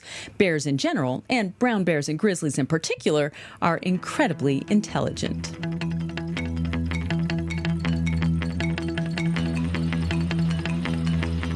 Yeah, bears are super smart, super intelligent, too intelligent to join this man's army. You would think they'd be smart enough to figure out, hey, I don't want nothing to do with this. Iran was better than being in the World War II. Man, that's pretty cool. Promoted. I wonder how long it took this bear to eat his way through, that month's salary ration. I mean, I'm sure his entire salary went to his food, his per diem, and he probably burned through his month worth of salary in a couple of days as far as what a 600-pound bear could eat. Bo Beitman, so they finalized leadership for the Wyoming legislature. The Republicans did. Leo Wolfson with the story. Bo Beitman is named the Wyoming Senate President. Chip Nyman will be the new House Speaker. This is all internal elections done by the GOP to figure out who their leadership positions are for the 68th Wyoming legislature. Those have been decided. Beitman, a Republican out of Ranchester, is going to be the party president. Republican Representative Chip Nyman will be speaker. And who else? Beitman, by the way, beat out challenger Larry Hicks for president. And there was a few more. Well, we'll let Leo tell the story himself. This is Leo talking to our own Wendy Core about the story. The leadership positions for the 68th Wyoming legislature have been decided. State Senator Bo Beitman of Ranchester and Representative Chip Nyman of Hewlett were named the top leaders in the legislature as a result of Republican caucus elections held Saturday. Politics reporter Leo Wolfson pointed out that although the farther right wing of the Republican Party have been named to the most critical leadership positions in the House, in the Senate, there was recognition of the more moderate wing. All three main leaders of the House leadership are members of the Freedom Caucus. It's the first Freedom Caucus takeover of a state house in the country. In the Senate, Bo Beitman is definitely more of the Freedom Caucus wing of the Republican Party, but then you have Tara Nethercott, who's definitely more of the moderate wing. Senator Tara Nethercott of Cheyenne was elected majority floor leader in the Senate, and Senator Tim Salazar of Riverton was elected as Senate Vice President. In the House, Representative Scott Heiner of Green River was elected majority floor leader, and Representative Jeremy Haraldson of Wheatland earned enough votes for Speaker pro tempore. Okay, so yeah, that the vote of your leadership, super important. It gives you an idea of where the Republican Party is headed as a party, and just shifting more right, more Freedom Caucus with the leadership designations. That's important to know as we head into the 68th session. I got to find out from Leo the dates of that. I believe the general session is 2 months long, or nearly 2 months long, rather than the kind of little bit over a month of the budget session. And of course, the two sessions alternate every year. 1 year it's the general session, 1 year it's the budget. This year, it's the general session. There'll be 400-something bills proposed by the time it's all said and done, maybe more. And 2 months, that's significant. Wyoming has always, kind of held to that idea that its lawmakers were not professional politicians.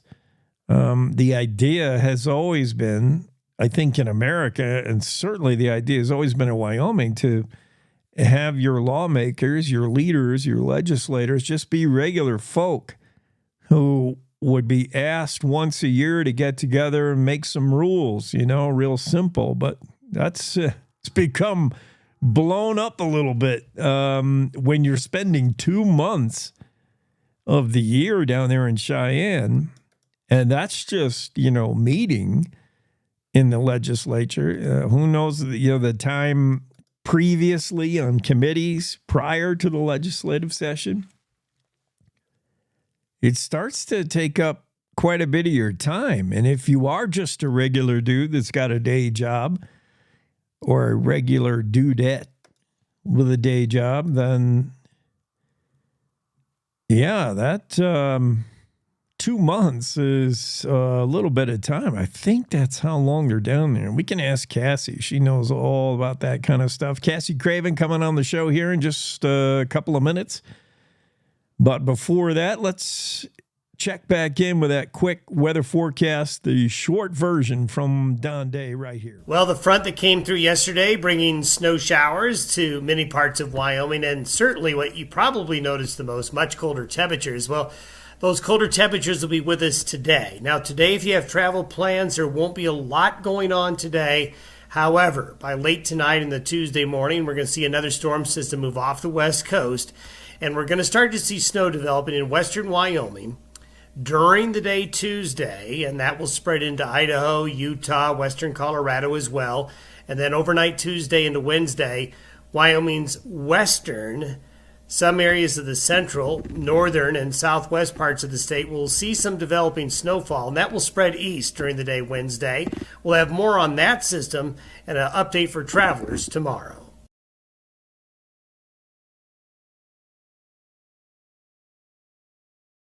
Back to the show.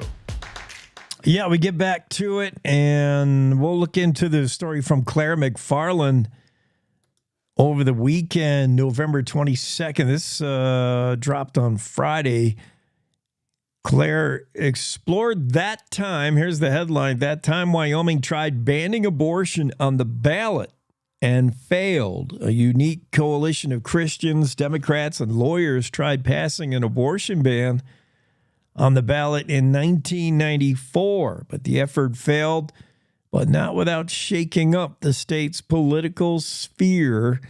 Those of you who were around back then, who may have been voting back then, that was 30 years ago, a group of pro-life activists rallied a petition, put a proposed abortion ban on the state's general election ballot. The ban would make exceptions for rape, incest, mother's life at risk, etc.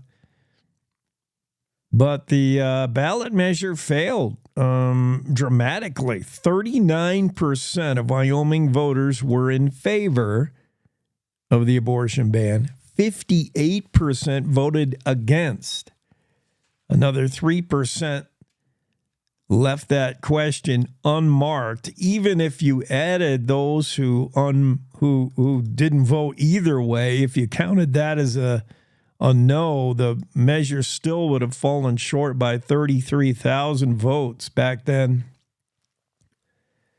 Claire McFarland says recent data indicate Wyoming has shifted more pro-life in the 3 decades since. A University of Wyoming study found such. So could a measure like that show any traction today? Be interesting. Claire McFarland has more on this as she talked to her own Wendy Core. Here's Claire on this story.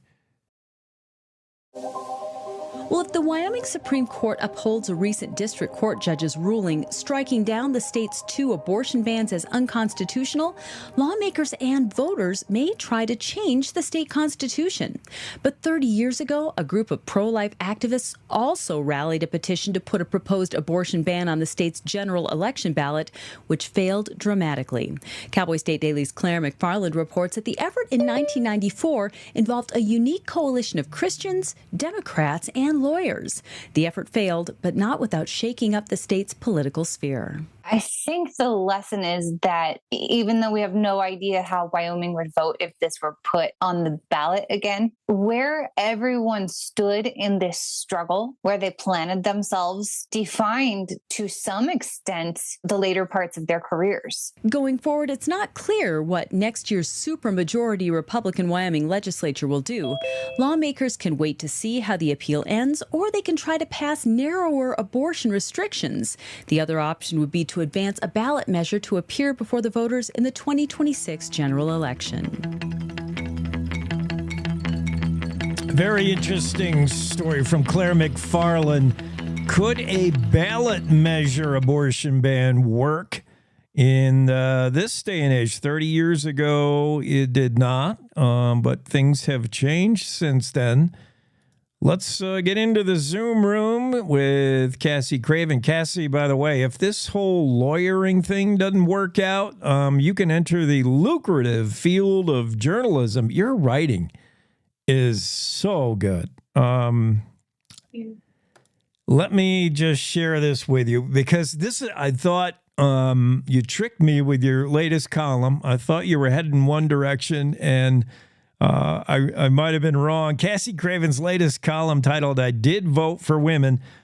She writes, if the women of the left care about women's rights at all, they should wake up and see the world for what it actually is and act. We are so much more than a set of pronouns.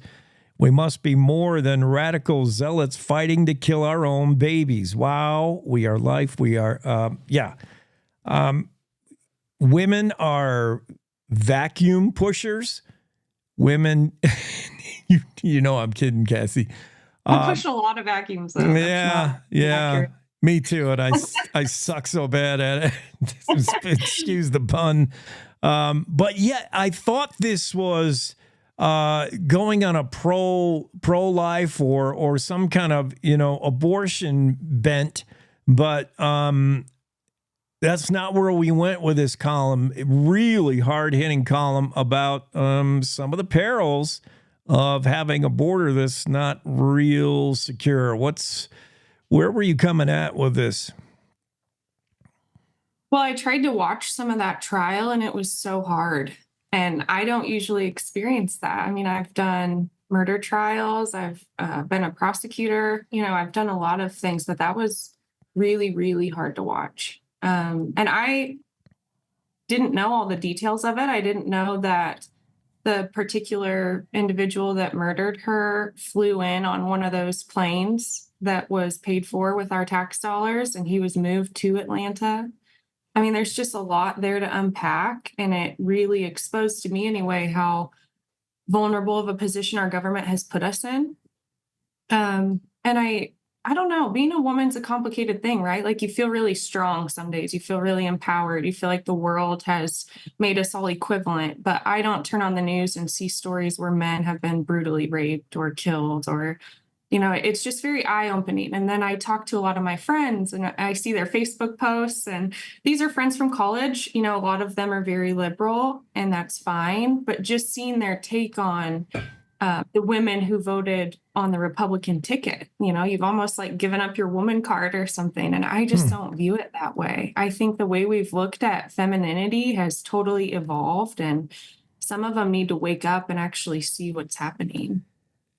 It's not often that men are the victim of an open border, an unsecured border, but they are. I mean, there's gang violence, but this story of Laken Riley that you're talking about is it's I mean, it's probably, hopefully not the norm. I mean, not everyone that comes into America illegally is criminal, has criminal intent, is going to be a violent person, but certainly the way in has been made easier. We're not talking about just turning a blind eye to people sneaking in and wanting to go work a job. We're talking about like it's been made easy. You talk about this Joe Biden, the recent Biden thing where you don't have to check in anymore, which seems like a reasonable thing if you're in this country, you know, to have the check in. What little things like this just fly under the radar that just show you there's liberal policy at work concerning our borders. Talk about that and yeah, what is that Joe Biden thing in New York? I mean, what is actually going on in the 11th hour of the transition? Now, all of a sudden, we eliminate check-ins for anyone who's seeking amnesty. So already they've flooded into the country. The only mechanism we had to do check-ins is gone. Second, long-range missiles being approved, you know, overseas. Like, what is actually happening? Like, are we trapped in a game or something? Are they trying to make the world implode before February? I mean, it's just those sorts of things that I think make a population that's always very distrustful already just really question what's happening. Because like you said, not everyone, of course, that's an immigrant is a bad person or a gang member or a rapist. That's not true at all. But when you don't know who's in your country, it's very likely that a lot of those people are going to have some sort of criminal record that we don't have knowledge of. And that's what the New York City check did. It checked for warrants and criminal background. The individual that killed Laken Riley had gang affiliation. Him and his brother lived together, and his brother was a known member of a gang. So it's just very troubling. And it feels like as we're seeing this play out, it makes more sense what Trump said he wanted to do, to treat this as a domestic attack of sorts and to take immediate executive action to prevent some of this, because it does feel very purposeful. And I don't know what the reason to do that would be other than that. I don't know. I've drilled down a lot on the exit polls, but do you have an idea that Kamala just did not secure the women's vote as much as we might have thought? And women did side with you, talking exactly about this column, and found some real truth into Trump saying, you know, these gang guys who aren't from here, we're kicking them right back out. Did that resonate? Yeah, and in fact, Mexico had a program, I believe, where they released them right out of prison and allowed them to come over. So there was some talk about that too. It almost seemed purposeful on the part of other nations as well, like a good idea to just get rid of whatever you didn't want in your country. It's wild stuff, Jake. It really is. It seems almost unbelievable, actually, because it does, like I said, there's no other purpose for it other than malfeasance, it seems. Have we seen, now we've probably seen similar, but maybe not to this degree, but have we seen similar lame duck outgoing administration last month's desperate grasps at straws? Have we seen that before to this degree? And what can be done about it? What can you do until you're in office? I mean, I think it's normal for some people to try to do some last minute push for their agendas, right? But according to the Biden administration, that wasn't one of their agendas. They were trying to tighten up the border, you know, when it was in the 11th hour of the election. So that seems to run counter to the message they were delivering. So to me, it just seems like purposeful malfeasance. Like we're purposefully allowing no check-ins. Anyone can come in. I saw on the news yesterday, there's a caravan coming, you know, huge. Nothing done to stop it.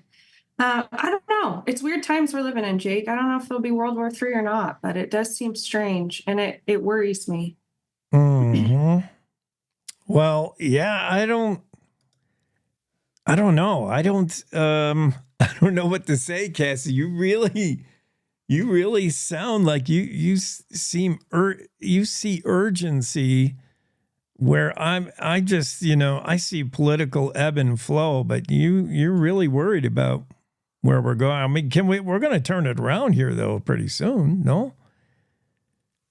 Well, I think it's just created a situation which is going to be very expensive to fix. It's going to cost a lot of money to deport probably hundreds of thousands of people.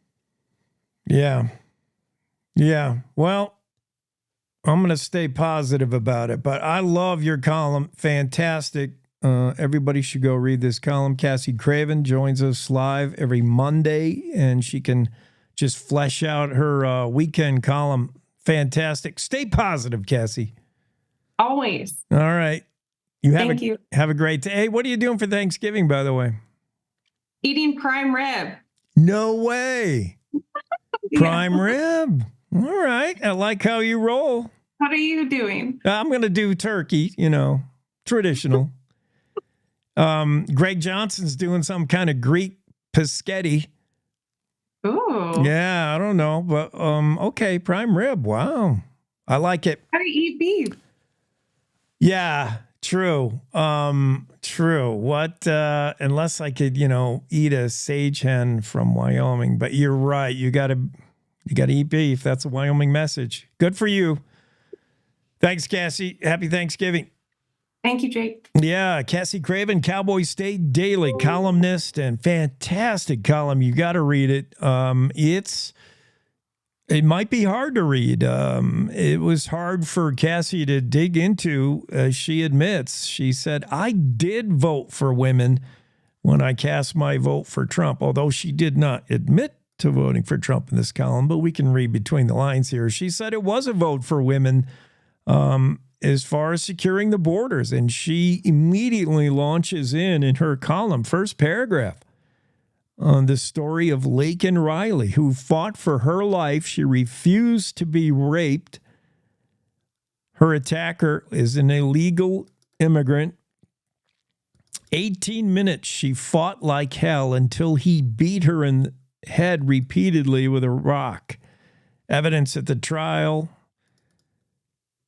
made the whole scene clearer, but on February 22nd, Jose Ibarra made the attempted rape and the beating of Laken Riley. Georgia jury found the killer guilty of 10 separate counts. Judge sentenced him to life in prison without parole. One count was attempted rape. And it's just one example of many, as President-elect Trump will tell you, many illegal immigrants that are in the country that shouldn't be here with criminal backgrounds, criminal intent. Not all of them. I know plenty of Mexicans, Canadians, and other folks that are in this country improperly, illegally, that are the nicest people you ever want to meet, for sure. But it only takes one bad apple, only takes one incident like this when you read it and your blood boils and you say, this could have been prevented. I can't go to, for instance, New Zealand. I love the what I see of New Zealand. I've never been there. But I could see myself living in New Zealand. New Zealand's cool.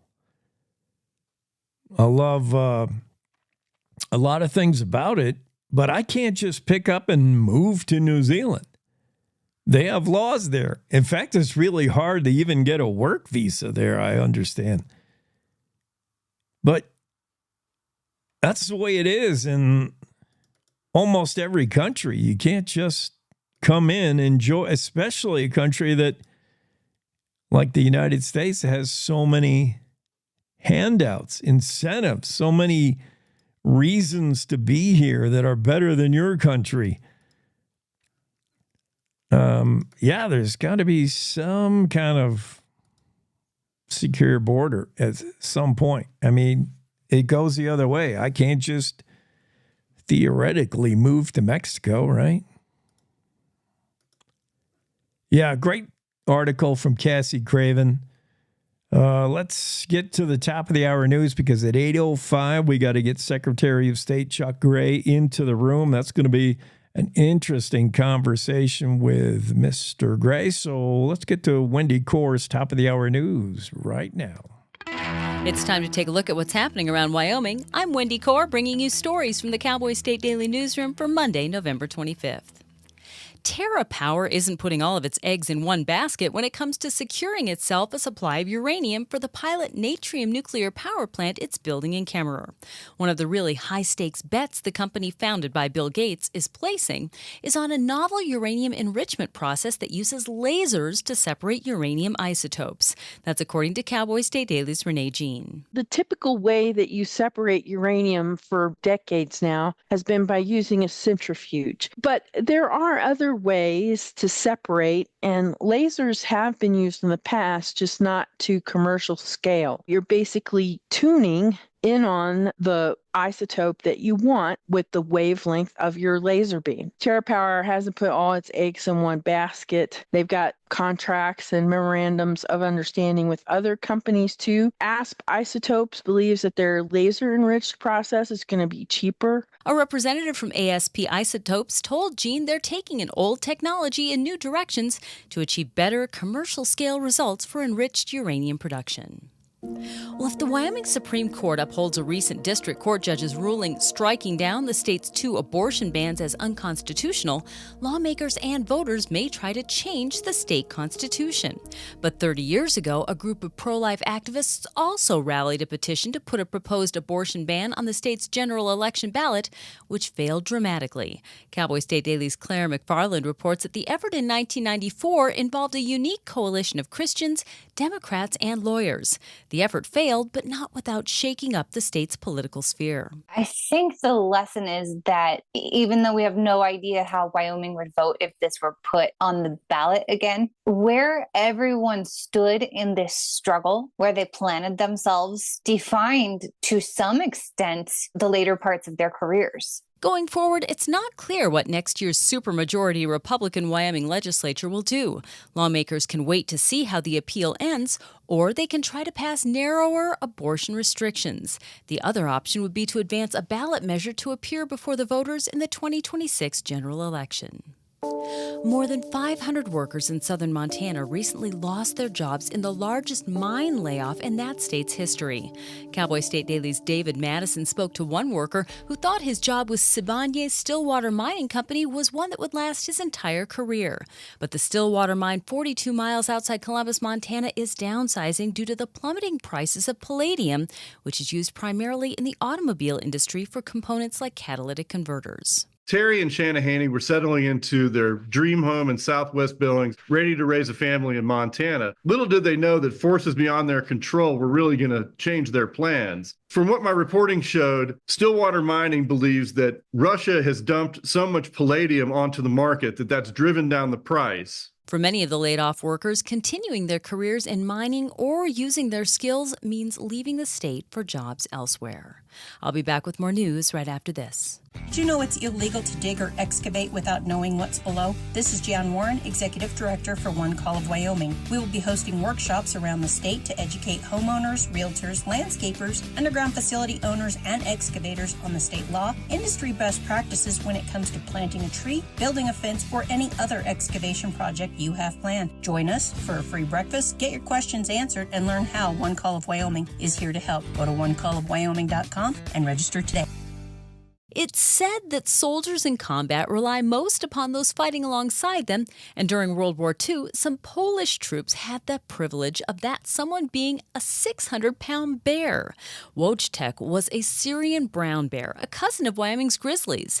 Outdoors reporter Mark Hines says Wojtek was adopted as an orphan cub by a Polish army unit early in the war and helped move ammunition during pivotal battles, after which he was promoted from private to corporal. They officially enlisted him as a soldier and gave him a rank and a serial number and a salary. He helped move ammunition up to the artillery positions under direct fire during the Battle of Monte Cassino. And because of that, he was promoted to corporal. While Wojtek's story might seem too wild to be true, it really shouldn't come as any surprise that a bear would be smart enough to deliver ammunition and perform other soldiering tasks. Bears in general, and brown bears and grizzlies in particular, are incredibly intelligent. And that's today's news. Get your free digital subscription to Wyoming's only statewide newspaper by hitting the daily newsletter button on cowboystatedaily.com. I'm Wendy Core for Cowboy State Daily. The Cowboy State Daily Morning Show with Jake. 8:04, 4 past the hour, and it is the Cowboy State Daily Show with Jake. Secretary of State Chuck Gray will be joining us shortly. We're going to talk about the Kelly parcel. And for those of you who think, oh, well, that's a done deal, we'll see. We thought it was a done deal last year, the year before that. Let me just catch you up, tell you what we're talking about. The Kelly parcel is 640 acres of prime real estate owned by the state. And it's owned by the state under the directive that revenue generated by that property be maximized for the cause of education in the state of Wyoming. So for decades, that land has been used for little more than cattle grazing. The cattle grazing lease annually pays about a little over $2,000, I think, is what's generated from this 640-acre parcel. If you were to see this land today, you wouldn't give it a second look other than to say, wow, that's a pretty nice spot in the forest there, a pretty nice piece of Grand Teton National Park. You might think it is part of Grand Teton National Park. It's right adjacent to the park, and it kind of looks like it's in the park, but technically this land is state land, not federal land, which the park is. And like parcels similar to this state-owned land, this land is state constitutionally bound and mandated to generate the most money possible for education. So what's the most money out of this land that could be made? Well, certainly a little over $2,000 a year for cattle to tromp on it isn't maximizing your real estate, especially when you consider this is a unique 640-acre parcel in Jackson Hole, Wyoming. Wow. I mean, if you just open that up to open bidding, can you imagine? So, yeah, obviously, a lot of money could be generated in just a flat-out sale or auction of the land, and that certainly was proposed.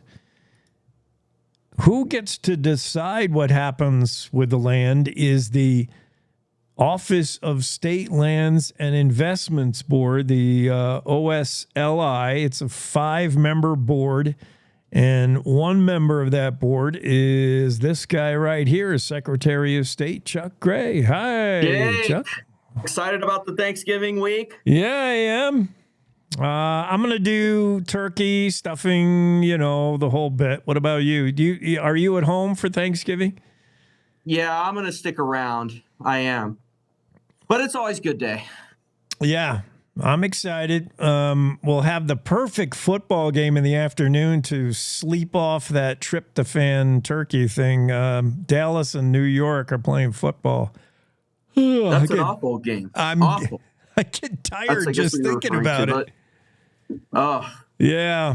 Giants are so bad, Jake. How could they have given that Daniel Jones that kind of contract when he had very few games in 22 that were any good? They just caught a little bit of a roll, and then they give him this huge long-term contract. I don't know. They believed in Danny Dimes so hard. They wanted to make it happen. They believed in him so hard. They told Saquon Barkley, go ahead and go to Philly. Wow. Yeah, that's all. It's all shocking.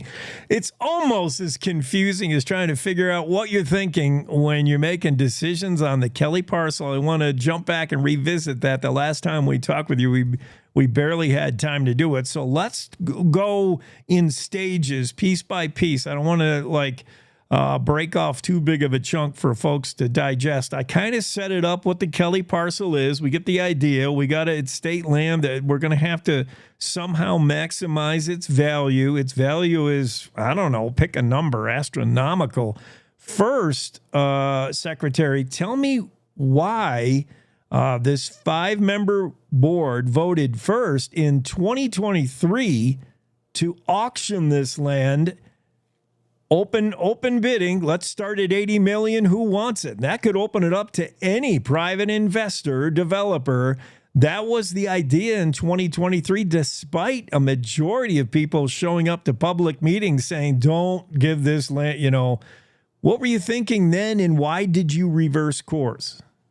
Well, Jake, it was the governor that put the parcel on the disposal list. The board never voted to move forward with an auction. And the point you make, Jake, you're being, once again, you're showing how you're reading between the lines, because nobody in the media has asked this question.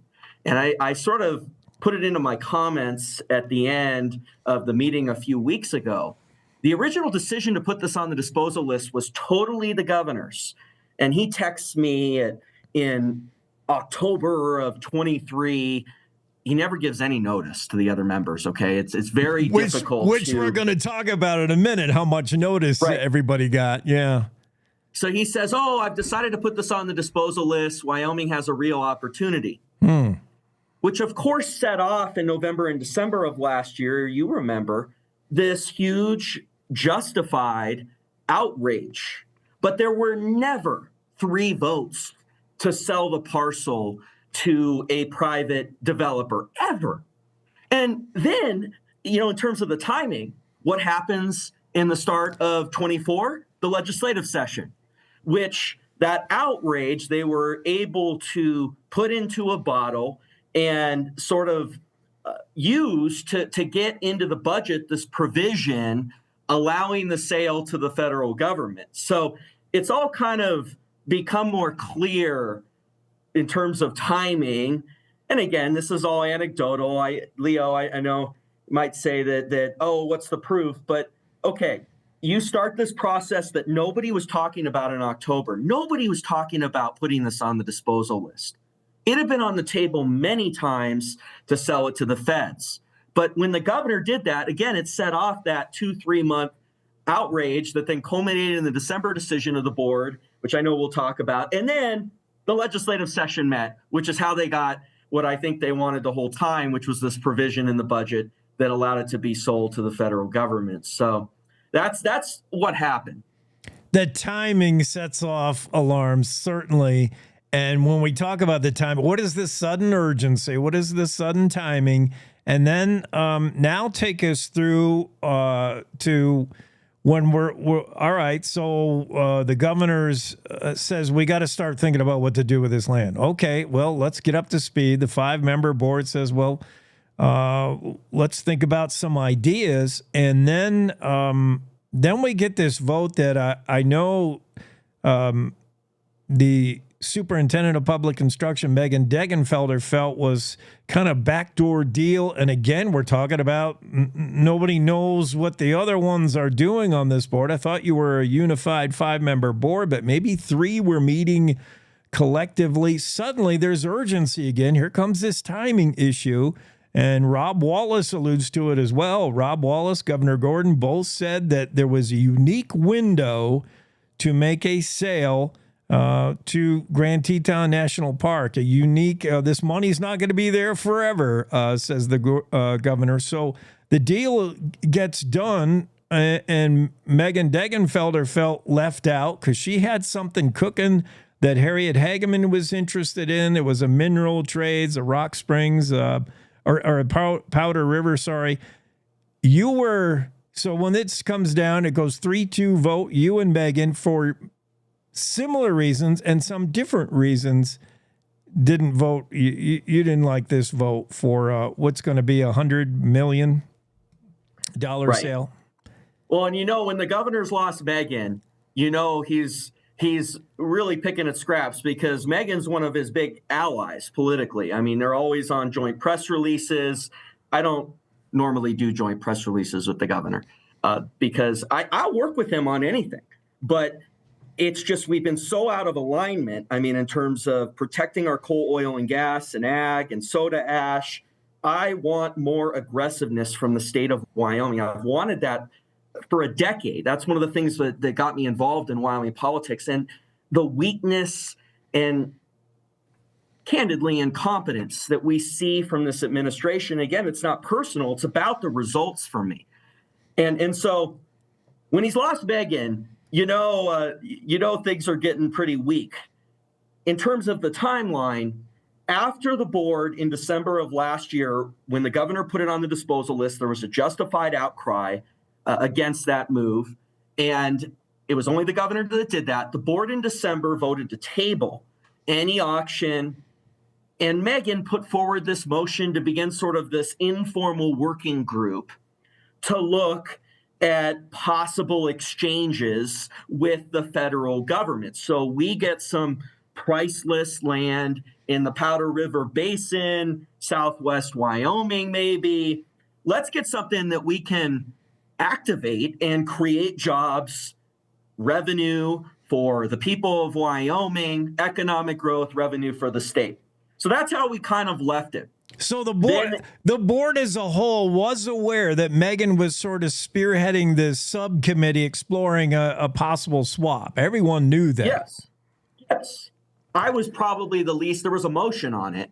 There was a working group that was put together. We didn't get a ton of updates. I didn't. But Megan, a couple meetings said, okay, we met. Here's what we're doing. I think there were 2 updates is my recall. And I guarantee you the governor and her were talking more about it probably. And so they were meeting. Racinus was on the committee. So she put Racinus on there. On subcommittees, we can only have one other member. You can only have 2 total members, the chairman and the other one. Otherwise, the board's meeting in a quorum. And so we don't want to break state law on that. So there were 2 members on the subcommittee, Racinus and Degenfelder. Degenfelder a couple different times announced it at meetings, the progress, and the governor and her talk all the time. But then the legislative session happened. Rob Wallace's group sort of lobbied the legislature to get that provision in the budget where it could be sold to the feds. And then in December, and then fast forward here to November, we get this notice that all of a sudden it's going to be on the agenda at a November State Board of Land Commissioners meeting to sell it to the feds 2 days after President Trump wins. Now, I always figured that if they were going to move forward, because it was very clear what Mark wanted. He's always wanted to sell it to the feds. He thinks that the exchange process, for whatever reason, it's difficult to get into his mind sometimes, that he doesn't like the idea of us taking on these new assets that could cultivate new coal, oil and gas, ag, soda ash resources. For whatever reason, he doesn't like that approach.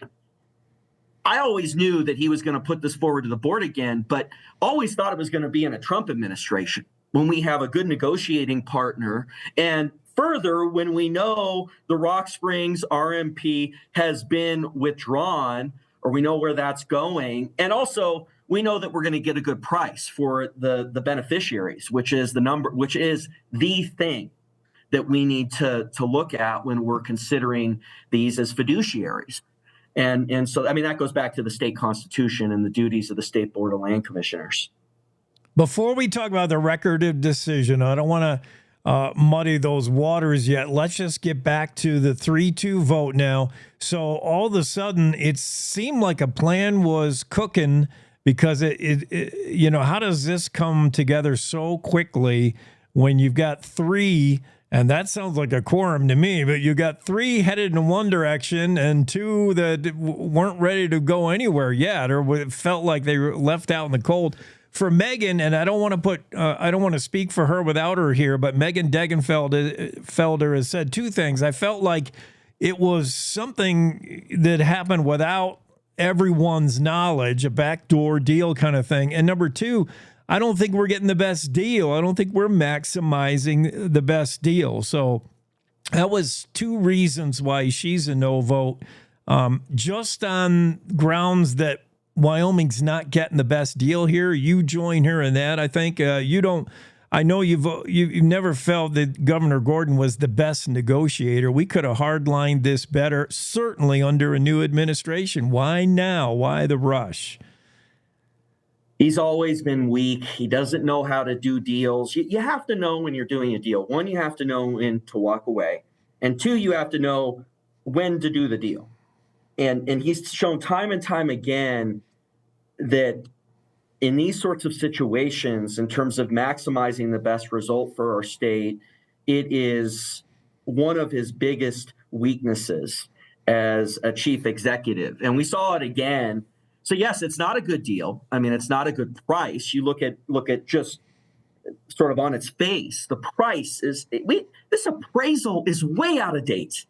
One of the motions that we brought on the board that day was to get a new appraisal just to make sure that we're doing our fiduciary duty and that we're getting the best deal possible for the state of Wyoming. That's what fiduciaries do. That's what we're required to do on this board. And we have an out of date from this previous meeting last December appraisal, which already was being questioned in terms of comps. We had new comps, Jake. I mean, you know how this works in Teton County more than I do. I mean, we had 2 or 3 directly correlative comps that this could have been applied to. And that motion to reappraise the property was rejected on a 2-3 vote, with Megan and I voting for it. It just shows that sort of, I think, the end result was already in motion when I got the notice. And this is the Friday before the presidential election that I got the notice originally. The meeting was on the Thursday of the election. You know, the Wyoming Secretary of State's office, we administer this election. This is like our Super Bowl coming up. And I get a text from him at 4:52 on the Friday before the election, okay, that this is going on the agenda at the very last moment in terms of the notice, and after the notice has already gone out, which I thought was very interesting. So I think the votes were there. The governor wouldn't have called it, in my opinion, if the votes weren't there. The auditor was always going to go with the governor on this, and so it was just one more vote, and it was Kurt and disappointing. I mean, Kurt, he invests the state's money, and he really believes in equities and all these complex instruments that they use to invest the state's money, and some of it is in terms of maximizing return. That's fine. But you also want to diversify your portfolio. And every time when a land deal comes up, the idea is that, well, we can, the idea he puts forward is that more money can be received in the stock market or in these complex instruments. If that's going to be the answer every time, then we're not diversified. And then why is the board even meeting? I mean, it doesn't.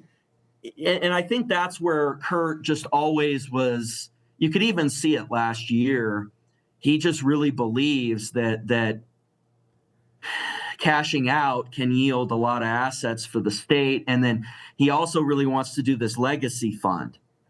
And the idea that proceeds from this could go to this legacy fund, I think, may have contributed to his thinking. And that's really troubling. I mean, that's an unconnected deal.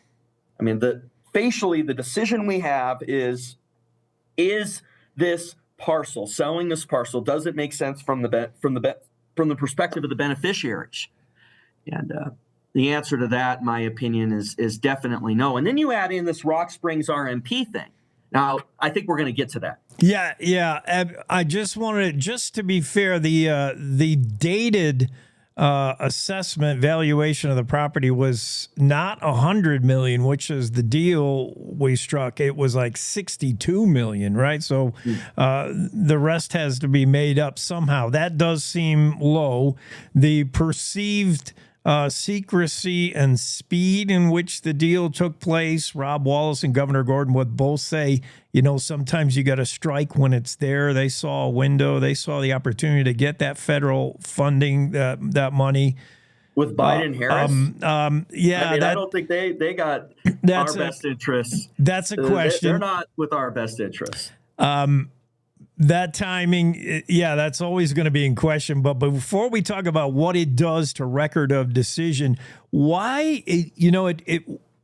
the ties to the Rock Springs plan? And it feels like you're holding up this Kelly parcel. You're holding it for hostage with this Rock Springs thing. Why are you tying that into Kelly? Because I think for most people, when you ask them, most people from Wyoming, certainly from Teton County, you say, do you want this land to become McMansions and fall into a private developer? No. Then the government is going to do something. But why can't the government, if we all agree, why can't the government do this? Why are they muddying the waters with this Rock Springs plan? What's going on, and why, with the timing with Joe Biden, does it open the door for this record of decision potentially could be bigger? What does that mean? What does Rock Springs mean, and why are we not wanting to do a deal now under the Biden administration? Let's step back, Jake, and talk about what Biden-Harris is trying to do with the Rock Springs RMP. They are trying to shut down a sixth of our state. What that would do is prevent this resource management plan would prevent any surface mining. So no coal, no oil and gas, no ag, no soda ash, excuse me. They don't want any grazing, so that's no ag, no recreation. I mean, it's everything we do in Wyoming. So this is an attack on our state. And I understand that it's geographically based, but one of the things that got me involved in politics is I want to see every single Wyomingite reach their full God-given potential. And time again, we see that government is preventing our individuals from doing that. Same thing here. When you're going to block off any of that development on federal lands in Southwest Wyoming, I mean, it's like shutting it down. And that's their vision. The left, they want to turn Wyoming into the Buffalo Commons. They want to prevent us from being able to make a living economically. That's the first side of it. And then they raise the costs on the other side of everything, whether it's their property tax increases. The governor, of course, vetoed this 25% exemption and has really not been a good faith actor in trying to get reductions on these property taxes. The Rocky Mountain Power rate increases, which when he approved the Gateway West line, we should have gotten guarantees on rates. We should have gotten guarantees on generation that our coal-fired power plants are going to remain open. None of that. Instead, we just gave Buffett whatever he wanted when we had some leverage. And that's another example of how this governor really struggles with negotiating. And we have to negotiate tough in Wyoming because in D.C., they do not care about us. And unfortunately, the East Coast base, they don't even know what the BLM is. I went to school out there. They truly, when they see a headline with BLM, it doesn't matter the context. They think the Black Lives Matter deal. That's what they think. And they look at this headline about land management and BLM, and they're trying to figure out how Black Lives Matter interacts with land management. Okay, and who knows where they're going with that. But so we have to negotiate because our population is low, and which is great, but we have to be able to use the leverage pieces we have to negotiate a good deal for our state. So we've got a situation here where a sixth of Wyoming is being shut down by BLM, by the Department of Interior. In 2 months, we have a new administration coming in, and I've talked to Bernhoft. they have no interest in continuing this. The problem is if Biden-Harris puts in their record of decision before they leave office, that rulemaking, in theory, has gone into effect. And it's very hard to undo, I hear. Like, very difficult. Like, Trump can't come in day one and undo it. It's very difficult to undo that. Exactly. You have to go back and reverse it via the process they used to put it into place, which is at least a year and a half and probably at least 2 years. And I think I'm being conservative even with that. Yeah. That's if it starts right away. And so that's why we don't want a record of decision before Biden-Harris leaves. And even Gordon is saying, look, he goes back to when he didn't get the job done on the coal export terminal litigation. And he's very upset. His excuse has always been that, well, the Solicitor General wouldn't file a briefing in December of 2020 asking the court to take up this Interstate Commerce Clause case. Well, why had it been December 2020, 1 month before the inauguration, that this is being put before the Solicitor General's desk? Well, it was because Gordon waited all of 2019 to sue the feds after he vetoed the bill I brought that would have put a procedure in place to sue the feds. This gets back to, in terms of being vigorous in protecting Wyoming and negotiating strong, I haven't seen it there with this governor. And then he always blames the Solicitor General, and this is on coal export terminal here, when the reality was the coal export terminal had gone bankrupt, so there was no longer a case. Why had it gone bankrupt? Because Gordon had waited so long to file the case. Again, that's another input on why we have to negotiate tough and why a lot of times Gordon doesn't get the job done. Usually, I'd argue, if not every time. He just can't get the job done on these tough negotiations. So the resource management plan, going back to that, we should be doing everything we can in Wyoming to get them to forget about it, to not do it. And Gordon even says, hey, the Solicitor General in the last days of the first Trump administration didn't do it because of how much change there was in December of 2020. And that's an argument as to why not to encourage the record of decision by saying, look, we'll sell you the Kelly parcel if you, in theory, move off alternative B, which they haven't really moved off of. They changed one or two things, a thing here, a thing there.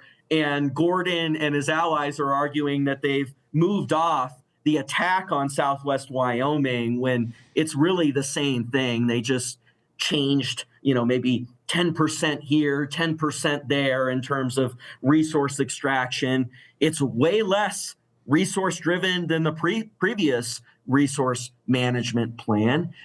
And so it begs the question, why on earth would we want a record of decision and do anything to encourage a record of decision, which this does? Because once the Kelly parcel vote happened, it said that the governor would move forward with it if he deemed that alternative B, which is one of the plans that they put forward for shutting down Southwest Wyoming, if they had done anything to move off it, even if it doesn't materially move towards development in a real way. And so I can guarantee you over there in DC, they're looking at that and saying, because the libs want this to happen. They've always wanted this to happen. And they sit there and say, okay, we need to do a record of decision in Southwest Wyoming. It's going to encourage them to do it. And then Southwest Wyoming, we're going to have a very difficult time helping them to reach their full potential in the coming years. I know President Trump is going to do everything he can, and we're going to continue to maintain that communication to reverse any record of decision. But it was in Leo's article. Granted, it was kind of buried. I don't know. Leo always buries the favorite quotes. When I say them, I'm like, are they going to be high up in the article? But anyway, this was buried. I said, why on earth would you want to encourage a record of decision during Biden-Harris? That makes zero sense, and that's what they're doing. And they had no answer to that. I saw that quote, and I noted that. I pulled it out to talk about it. Yeah. All right. We're talking to Secretary of State Chuck Gray, who explains why he was a no vote along with Megan Degenfelder on the Kelly parcel, agreeing with Degenfelder that Wyoming wasn't getting the best deal, the $62 million appraisal, the $100 million deal. We're getting screwed on that one. And the timing, super suspect. And there's far-reaching implications, bigger picture implications that concern outgoing and incoming administrations. There's a lot there. And I'm just glad you're always, every day you wake up fighting the fight for Wyoming. Thanks, Jake. Take Thursday off, I want to add, if I could add one more thing as we're concluding. One of the things I want to push back on, Kurt has said a lot of times that the reason he moved forward with the sale is he felt that state law required it, that provision in the budget, because it had the word shall, required the State Board of Land Commissioners to sell the parcel. And that is just not true. We brought in the Attorney General of the state of Wyoming, who said that that's not what that means. Part B of that provision in state law is conditioning Part A. So it says that if the State Board of Land Commissioners is going to sell the parcel, this is how they shall do it.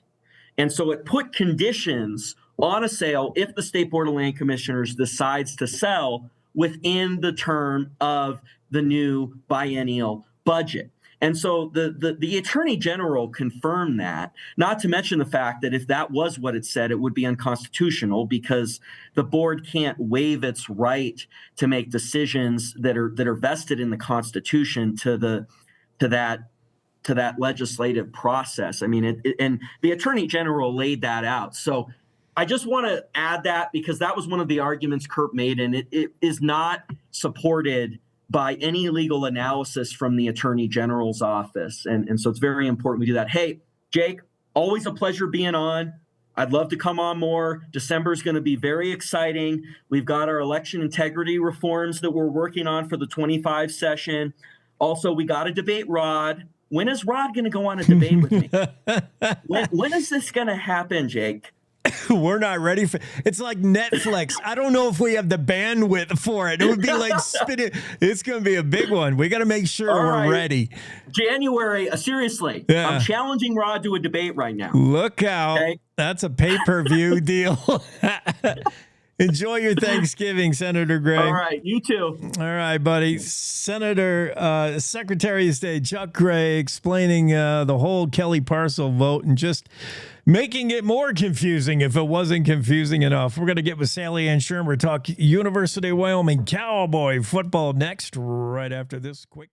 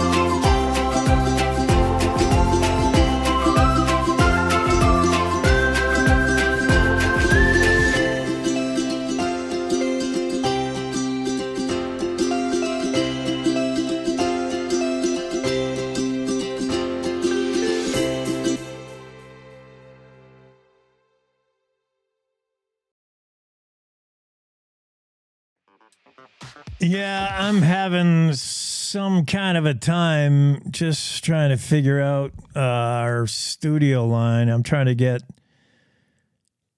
Sally Ann Shermer back on the blower, but man, it is harder than you think. I cannot. This is one of those times where I do need a studio producer, engineer. Sally Ann, if you could call us back, if you're watching the show, call us because I can't figure out how to call you. Yeah. I'm baffled.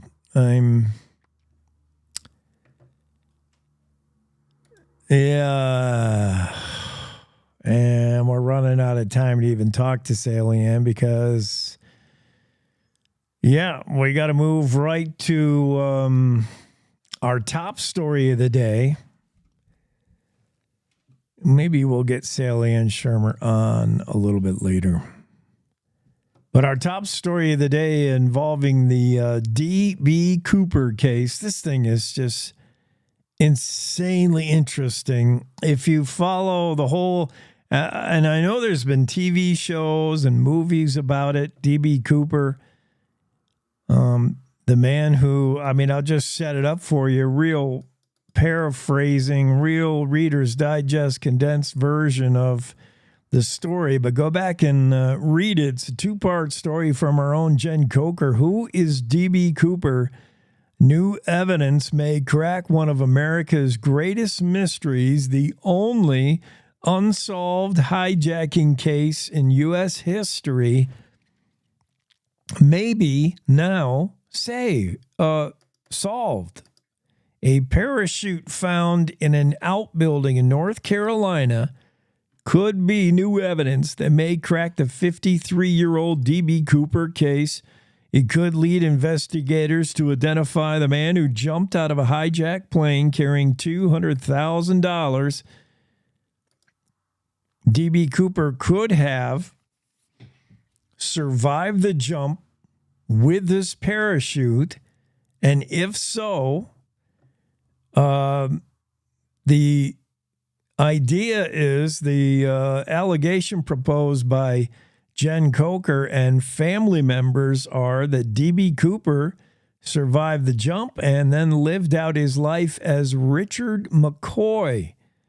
Dan Greider is the guy who unearthed the harness and canopy belonging to Richard McCoy II at his family property in North Carolina. Greider's convinced this was the rig used in the D.B. Cooper hijacking of 1971. He'll come on the show and explain why exactly he feels that this case may be solved. I wonder if the FBI is interested in hearing this news. This is revelational news.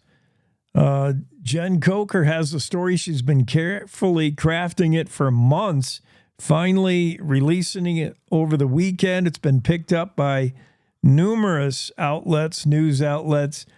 This is real game-changing news involving D.B. Cooper. We'll talk to Jen Coker live in just a moment, right after this from the Western Ag Network and the Rodeo Roadshow. It's the Rodeo Roadshow on the Western Ag Network. Hi, everybody. I'm Will Rasmussen. Good to have you along. Today, 8-time world champion and Pro Rodeo Hall of Famer Donnie Gay. One of the best that we've ever known, maybe the best we've ever known. Today, I asked him to compare the caliber of rodeo livestock from his heyday to today. His answer when we come back on the Roadshow. Stay close.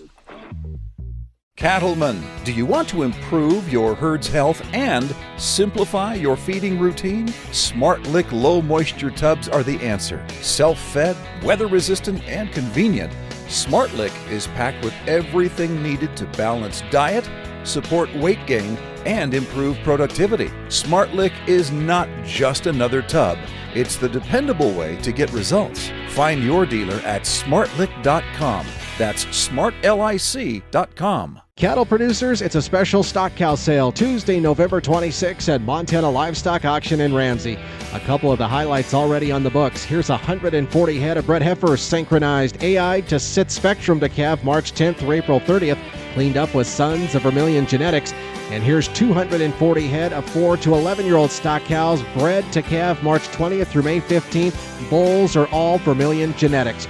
Check out all of the consignments online at MontanaLivestockAuction.com. Well, that gets a lot of people going, oh, well, that's just an old guy, yeah, back when they bucked. But the pure fact is, guys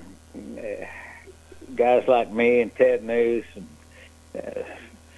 Jim Sharp, we'd be, no one would have ever beat us because the bull herd at every rodeo used to be, there were two what we considered ranked bulls, NFR Saturday night bulls, and that's what you have all the way through 15 head in a performance now. Used to, there were two of those out of the 15. Then it got to be 6 of those out of the 15. And then it went to 10 out of the 15, and that was about toward the end of my career, the 10 out of the 15. But they're all like that now. I mean, it's one jump, turn back either way, right or left, and it doesn't really matter, because I felt like if they didn't go end over end, I could ride it. It's never been a better time to be a bull rider. I mean, if you... The all-time great Donnie Gay on the Rodeo Roadshow with some thoughts. Make sure you check into him. Watch him during the National Finals Rodeo. I'm Will Rasmussen on the Western Ag Network.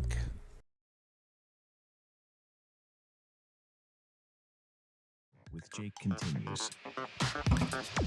Yeah, the Rodeo Roadshow on Western Ag Network. Donnie Gay, Donnie Gay was the best of all times. All right, let's get into the Zoom room. We're going to talk DB Cooper, who just might be the real McCoy. And you'll see where I'm going with this in a minute. First, let's get my Zoom 3. Okay, I got both of you. Now I just have to figure out how to put me in the middle, but I'm not too interested in doing that. So I'll work on that while you two talk. That's Jen Coker on the left, who broke this story for Cowboy State Daily. Huge story regarding DB Cooper and his disappearance. And then on the right, that's Dan Greider. Is it Greider? Yes? Yes, sir. Who is going to explain why he thinks this parachute, the rigging and the canopy, is almost no chance that it can't be the one that DB Cooper used. Let's get back to the beginning, though, Jen, for those. And I'm almost ordered everyone to go read the story so they could get caught up, because a lot of people, DB Cooper, they're like, well, yeah, I know that name. He was the guy who disappeared. He fell out of an airplane or something. He had money. Yeah. Just give us the background. 1971. Take us back there. Okay. Well, Dan, do you want to take this? You know this story so well. Jen, you know about it as much about it. The amount of work that you did on this thing, you're just about the resident expert. After all the 50,000 phone calls you made to me, you're about right there at it. Yeah. So, okay. In 1971, DB Cooper jumped out of the plane, asked for ransom and $200,000. I think I'm giving the very abbreviated version here, and never to be seen or heard from again. And the question was always, did he survive? Who is he? Where did he go? And as I learned from Dan, this story, as far as it was reported also and investigated, there were so many mistakes in just the reporting and the reading of where he might have landed. And Dan went into the weather patterns, and he's a master skydiver. So he was actually able to replicate the jump and figure out pretty much where he landed. And Dan also figured out that he would not have been able to hold on to the cash. because he just had a satchel that he was holding on to. Is that right, Dan? Yeah, basically, this was his first hijacking, so he made some mistakes. But his biggest mistake when he hijacked the airplane in Portland, he got on the ground in Seattle and he asked for 4 parachutes. And that's a random thing. It's like going into a restaurant and asking for food. Well, what does that mean? So he asked for 4 parachutes, and they did bring him 4 parachutes. But the main thing was he asked for $200,000. He did not specify the denomination. So they brought it to him in $20 bills, which makes a huge big bag of 22 pounds of cash. And the bag that they brought it to him in didn't have any attach points. Nobody knew that he was intending to jump out of the airplane with the money, and he never specified. So he was all upset that the money bag didn't have any D rings on it. Well, you didn't ask for D rings, so that's what the problem was. And then yes, there's been several scientific people that have helped with the recreation of the flight data and everything that happened on the flight path. I went back and replicated that jump on the 50th anniversary. 3 years ago right now, I fell out of an airplane at the same spot above the Columbia River holding a 22-pound bag of simulated money. And I've got all that on video. That's in DB Cooper Part 1. You can see me falling out. My objective was to try to hold on to the bag and get an open parachute, and it did not work. My body got up to over 200 miles an hour. I couldn't hold on to the bag. Neither could he have on that night. He tried to tie it to himself, but it just didn't happen. So that's the basics. Vietnam vet, very skilled in piloting. He had an instrument rating. He was helicopter. He was fixed wing. He was Vietnam Green Beret. He was everything. He had 2 tours in Vietnam. Making a jump out of an airplane over Vancouver was literally nothing to him. It would still be nothing to me today. I would make a night parachute jump over that area on a round canopy even yet today. It's just not that big of a deal. So he did it. He pulled it off, but he dropped the money. And that's how come he went back in April of 72 and went back and fixed every single little mistake that he made to try to get the denomination correct, the bag correct, everything that he had to have. And he did it, and he was successful in April of 72. All right, so let me let's go back to him, DB Cooper, asking for 4 parachutes. What was the significance of 4? Don't you need? How many do you need? Well, parachuting has been an evolutionary concept. Everything we have in life evolves. It gets better, gets improved, gets upgraded. In 1971, the evolution of the sport was such that a parachute consisted of 2 units, one that goes on your back and one that goes on your belly. So the law says that if you want to jump out of an airplane on purpose, you have to have 2. You have to have a main and a backup. So the main goes on your back, and in those days, the reserve or the spare goes on your belly. Today, they both go on your back, and everybody still to this day jumps with 2 parachutes in case the main does not work. But he asked for 4, which is actually 2 complete sets, a front and a back as a set, and then a front and a back as a set. And that's what they brought him. He asked for 2 back parachutes and 2 front parachutes. So DB Cooper was pretty good at being able to jump out of a plane. Of that, he was confident. He was really bad at doing the whole ransom money thing. You know, he was bad at being a criminal. He should have done things different. The $20 bills made too big of a bag, and the bag wasn't attached to him. So, I mean, you're fairly confident, and Dan, you really did jump out of a plane to simulate the whole thing? Like, were there people on this flight? By the way, what was the elevation when he left? Did he have the plane come down a little bit in elevation? And did people see him actually jump, or did he fall out, or nobody really saw it? Well, it was at 8:20 p.m. Pacific time in November, so it would have been very dark. So no, nobody saw the exit. His altitude when he exited was 10,000 feet. the altitude that I exited at the same spot was also 10,000 feet. I went to the same spot at the same altitude with the same bag and replicated the same thing. Only difference was I did mine during daylight so I could video it. And you, I would imagine, when you leave that airport, you are ripped out of that thing, right? I mean, what is the force? 200 miles an hour, you said? No, you're not ripped out of the airplane. I intentionally left the airplane backwards with a backwards somersault to simulate instability. And I stayed in a violent twirling somersault for about 25 seconds, trying to get stable and trying to hold on to the bag and get my body stable where I could deploy a parachute. And eventually I'm running out of altitude and the earth is coming up at me. I let the bag go just because of my speed. I was going way too fast to deploy a parachute. And then I got my parachute out. As soon as I dropped the bag, I didn't have any helmet or goggles or altimeter or automatic activation device. I did it old school, exactly like McCoy, no goggles. So the wind in your face at 200 miles an hour is extreme.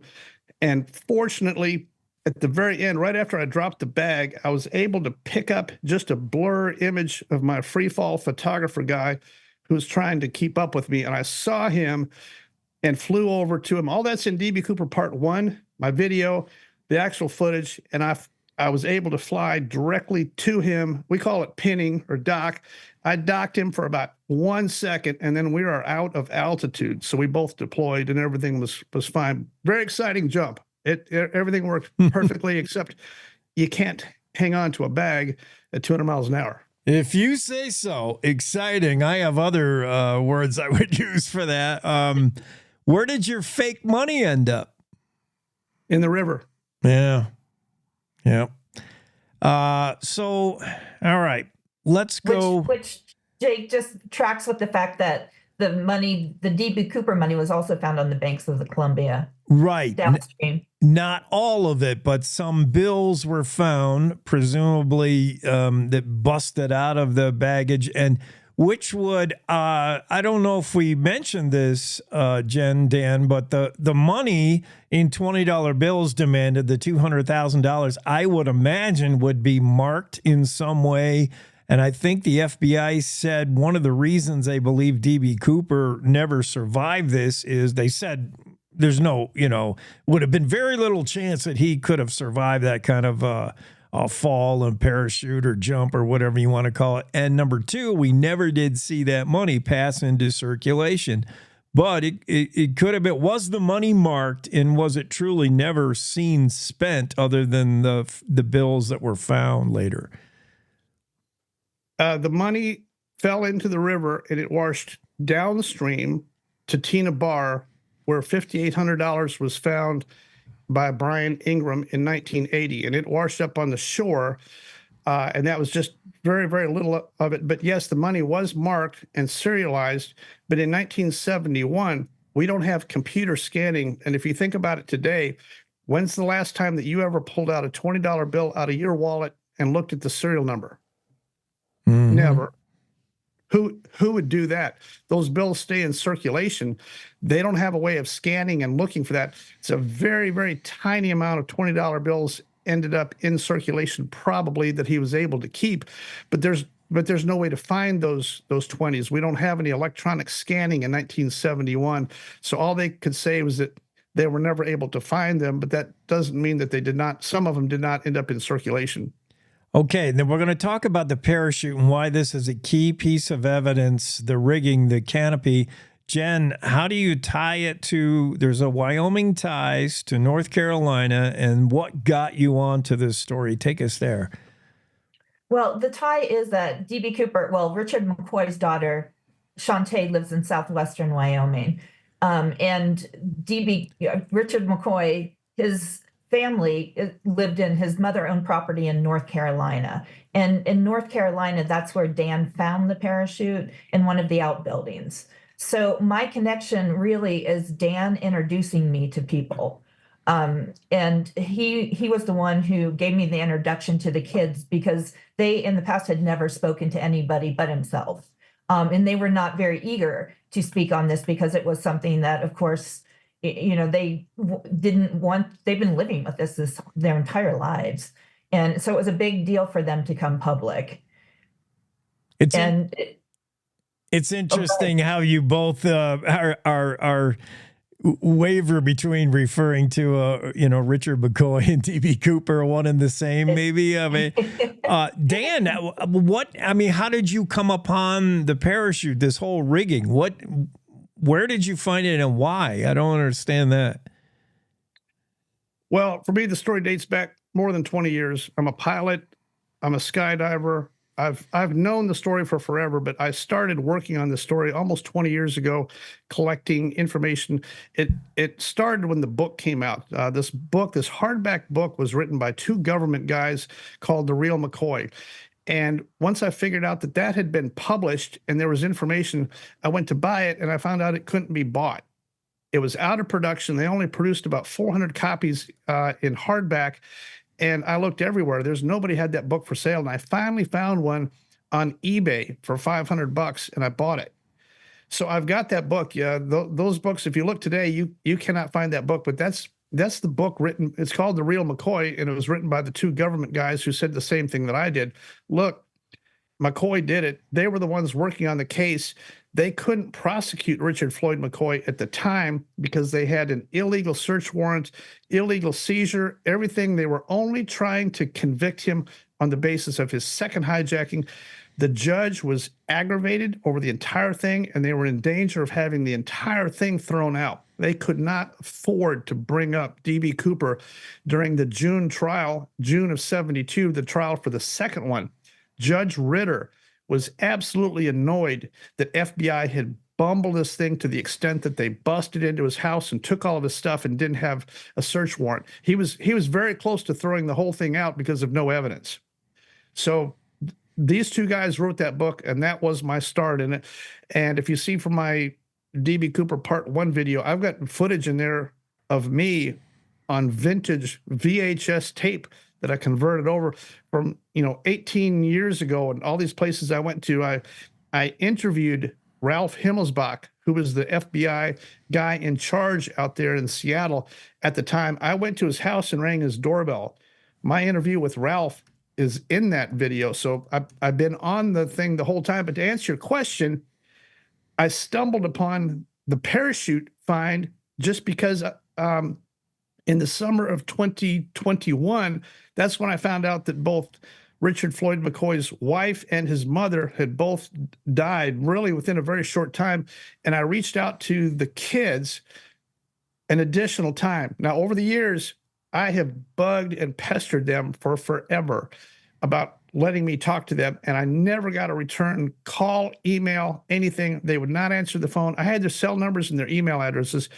I persistently, politely asked to speak to them for 20 years and never got anything until I placed a phone call to Shantae and left her a voicemail. And I just said, I'm really sorry. I just found out that your mother passed away. I'm very sorry. I'm hoping that maybe this changes something for you. I would sure like to talk about you. And I left her a voicemail.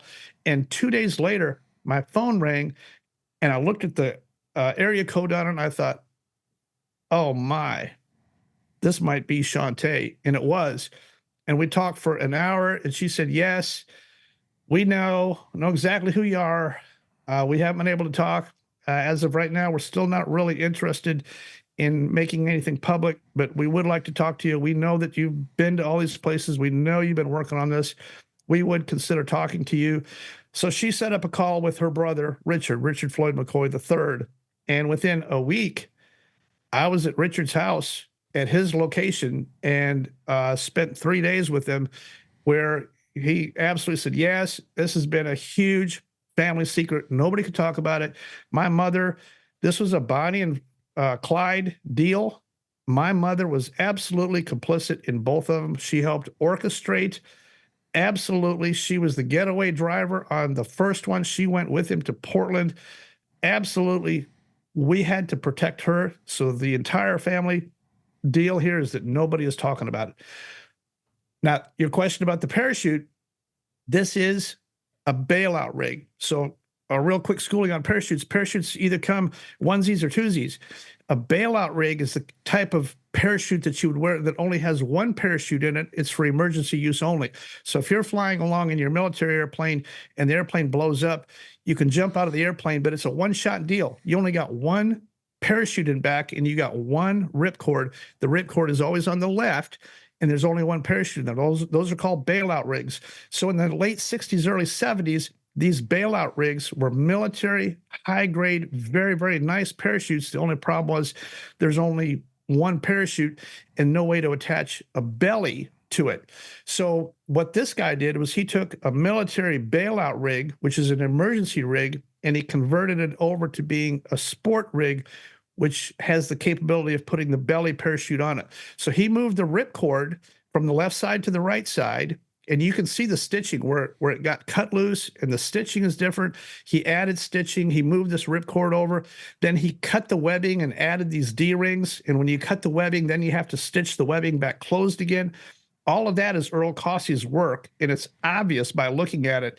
The pack tray in back, the area where the parachute actually goes, it wasn't big enough. So he added these fabric sections, and he was a horrible seamstress. I mean, Jen's sewing is better. I mean, it's got to be. I don't know about that. He butchered this thing. So therefore, it is a 1 in a billion parachute. I've never seen a military bailout rig modified, altered, and cut up and restitched like this one. And that's the description that this guy, Earl Causey, gave to the FBI. They said, well, what are we looking for? I said, well, you're looking for a green, olive drab green military bailout rig that I modified. I moved the ripcord. I enlarged all this stuff. I did all this stuff to it. And that's what you're looking for. That's what I've been looking for the whole time, is this modified bailout rig that used to be a custom stock factory product that is now a hack job by this guy named Earl Causey, who could be summarized as cheap. He was just cheap. He did everything not good. His workmanship was not good. I'm sure he was a good packer. As a modifier and a rigger and a seamstress, horrible. So when I found this rig, it's obvious. I picked it up and took one look at it. It's in Richard Floyd McCoy's mother's possessions with all of her other pictures and prized possessions. This is the box that has all of her emotional memorabilia attached with her son. It's all in the same box. The canopy was in there, and the rig was in there. These are huge, groundbreaking discoveries. You've got the family that, certainly you could see why until the parents passed away, they didn't want to say anything. So this family secret is kept for decades. You got the smoking gun, key piece of evidence. You would think this is enough to reopen a cold case. Has there been any evidence the FBI or anybody is interested in trying to tie this up? Either of you two have any idea that this could relaunch an investigation?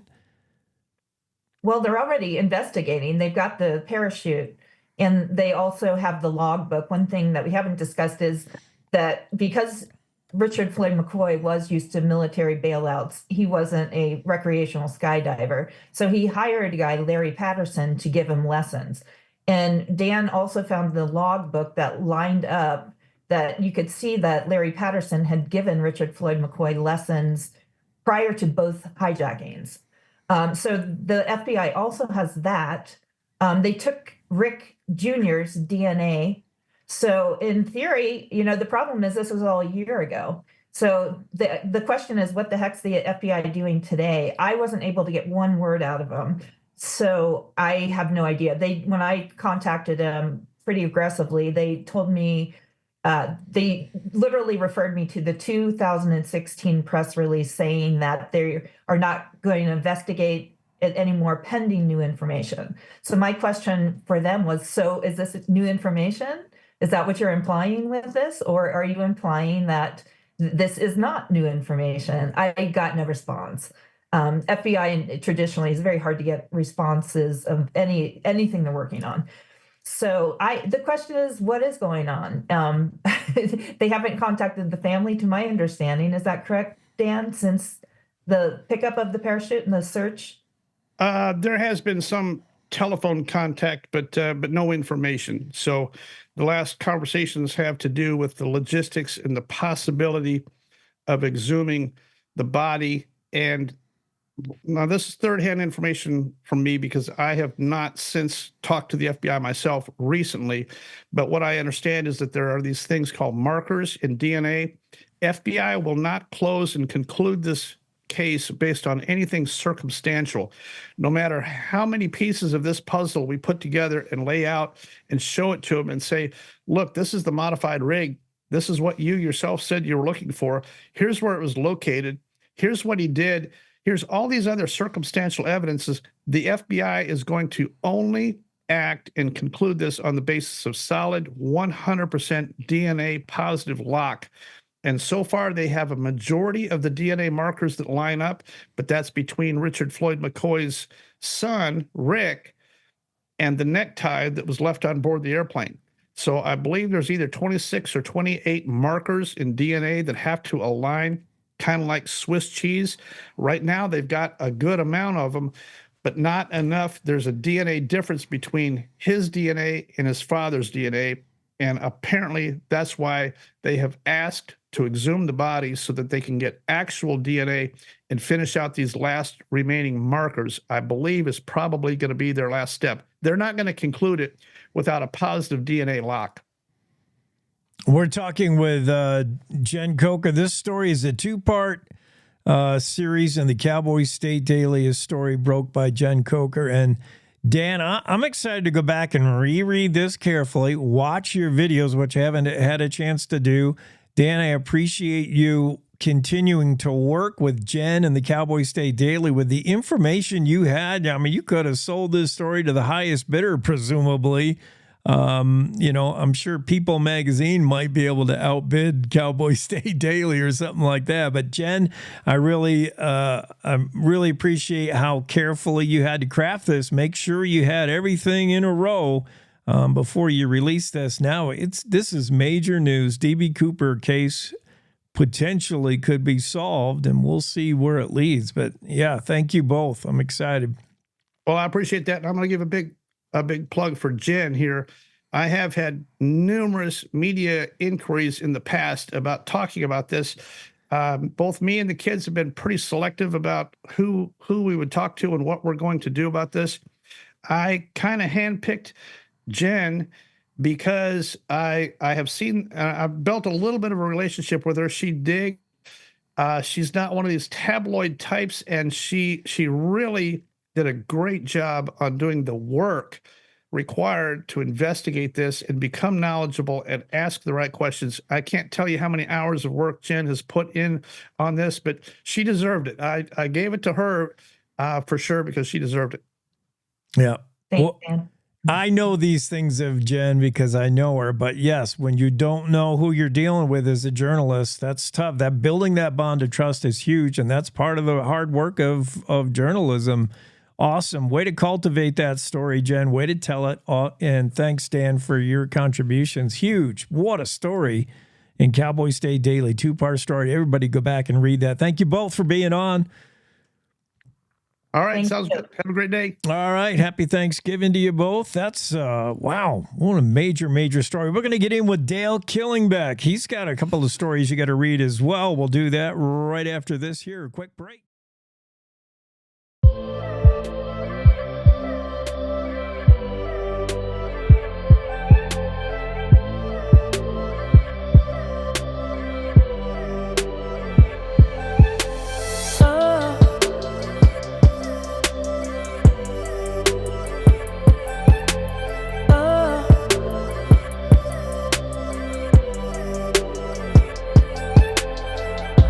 We take our time to fly.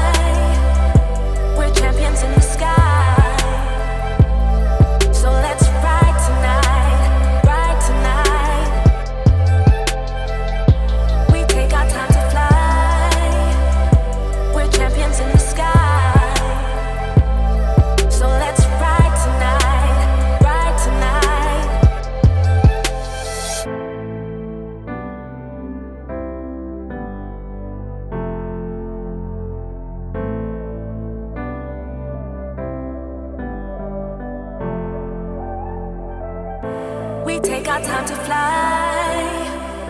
We're champions in the sky. So let's ride tonight, ride tonight.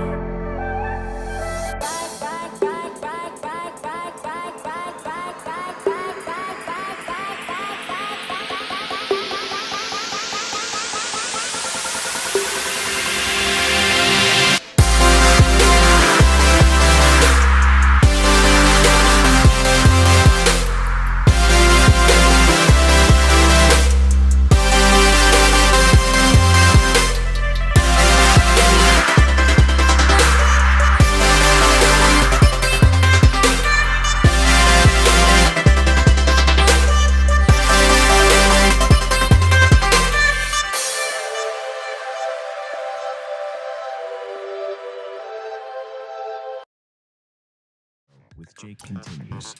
Yeah, we're back. Cowboy State Daily Morning Show 914. We've had busy morning. So busy, so full of guests. We haven't had time to get to Wendy Core's top of the hour news at the top of the hour already. 15 past, and we're still going to have to hold Wendy off for a moment because I want to take this chance to get Dale Killing back into the Zoom room. Dale, I want to begin with your story about boxing. Everybody's talking about MMA and UFC and the different kind of ways we can beat each other up. But good old-fashioned boxing is not dead and gone. A lot of people do it just for fitness and to stay in shape. But you found across Wyoming, boxing's alive and well, the sport, the art of boxing. Yeah, it's as I said in the story, it's not down for the count at all. It's not even on the mat. You know, there are kids that are taking up the sport, and even a guy in Jackson who does basically they start out with boxing and they do MMA now, but you have to learn boxing to be able to do MMA. So, and he was telling me that he does some private lessons with people that want to do boxing. So, like you said, there's gyms across the state that just do it for the people are doing it for the exercise. It's the toughest sport, according to Coach here in Casper, to learn and to master. So yeah, a lot of people still interested in putting the gloves on. Yeah, and we're not talking about, a hockey fight that for one is over in 20 seconds, and for two, the whole theory is to bash as fast and as hard as you can. There is an art to a discipline that is boxing, and it is, I can imagine, I've never tried it, but the cardio involved, the fitness level of doing boxing really is a sport, a discipline. Yeah, it's something that you really have to. I tried it once when I was younger, and I quickly exited that and became the reporter covering the boxing. But you definitely have, you're under stress when you're in the ring, so all your muscles are tensed up. Then you're trying to, get away from the guy and land a punch, and so it is a definite workout. All your senses and all your muscles and everything else is involved in that sport. Yeah, I would imagine mastering your adrenaline and sticking to what was the game plan going in. I mean, Mike Tyson has that famous quote, everybody's got a plan until you're punched in the mouth, But yeah, that's mental and physical. It is probably one of the more ultimate arts, and one of the age-old sports for sure. That's just man-on-man, woman-on-woman competition. Still making the road. What are the hot spots in Wyoming for any kind of boxing programs? I think, well, from what I saw, I didn't cover every city in Wyoming, but I think Casper, is definitely one of the strong spots. And the coach here, he went through the program back in the day. It's been around for 40 years, the boxing club here. And I know there's one in Cheyenne as well. And then there's the people I talked to in Cheyenne also have they started out with a women's boxing group in Laramie. So yeah. So I think, definitely Casper and Cheyenne are places, Laramie. And then beyond that, I didn't get into other cities around the state, but I'm sure there were some more clubs. I did see a club in Rollins, but I didn't investigate that one. Next month, let's change gears here and change tracks here and go to the railroad story you had Casper train engineer. I got halfway through this story thinking this was an old, we hear of train wrecks and train accidents. And in my mind, that goes back to when, the tracks were kind of crappier and the technology was older. And I saw this is 2001. That seems to me fairly recent. 48-year-old engineer Mike Hoover killed in a train wreck. And some indications he may have seen it coming. Felt really nervous about something. This is really weird. How did you find out about this, and who is it that disclosed that Mike Hoover may have felt funny about being on that train to begin with? Well, the premonition part came from his son, who got a call from his dad earlier that day that he said he was at work. The son was at work, and he says his dad never called him at work. And he called him, and he was just asking him questions that just seemed really out of place, and kind of he was uneasy. And then that night he gets called to, take this train out of Casper at 6:00 in the evening to head out of Casper, and ends up dying in the crash. What was that crash? I didn't get through it, Dale. What was that crash blamed on? How did it happen? Well, there was an eastbound freight that had parked on this siding a couple of days earlier, and it was just parked there. There was no crew there, but they set the switch from taking it from the main line. So when you came out of that siding, the switch was set for the train on the siding to come out of the siding. So when the westbound freight comes and there's no signal, they called it a dark area. There's no signal or anything telling the engineer which way the switch is set. And so when he came up on it, his son told me, and according to what I read in doing the research, he saw that the switch was set wrong and it was going to take him right into this parked freight train there in Arminto. So that's what happened. He had time to throw the brakes, and his son told me that he yelled to the conductor to get on the floor. Did the son come forward? How did you hear about this story? Well, I first came on the story. I was walking around the Casper Depot, and I saw this monument to this man that said that he had died, while in service to the railroad. So that got me really interested, and so I started digging. And then was able to find his son here in Casper and talk to him, and that's how that story came about. Good job. It's reporter curiosity. I love it. We're sharing that photo of Michael Wayne Hoover, that monument. And yeah, you just get an inquisitive reporter. Sometimes journalism is just always asking questions and always wanting to know an answer that's not within your grasp. I don't know. We'll just touch on this story quickly. I can't do this story without interjecting my personal feelings and disgust, but this 59-year-old Casper man found with over 1,000 child porn files on his phone. He had a lot of excuses as to how they got there, beginning with, well, I was just compiling evidence for Facebook so they could see something that was going wrong. I don't know. Nice try. What is this? Mark Chanez, 59-year-old DCI got alerted to him over the interwebs, downloading stuff. Give us the recap on this one.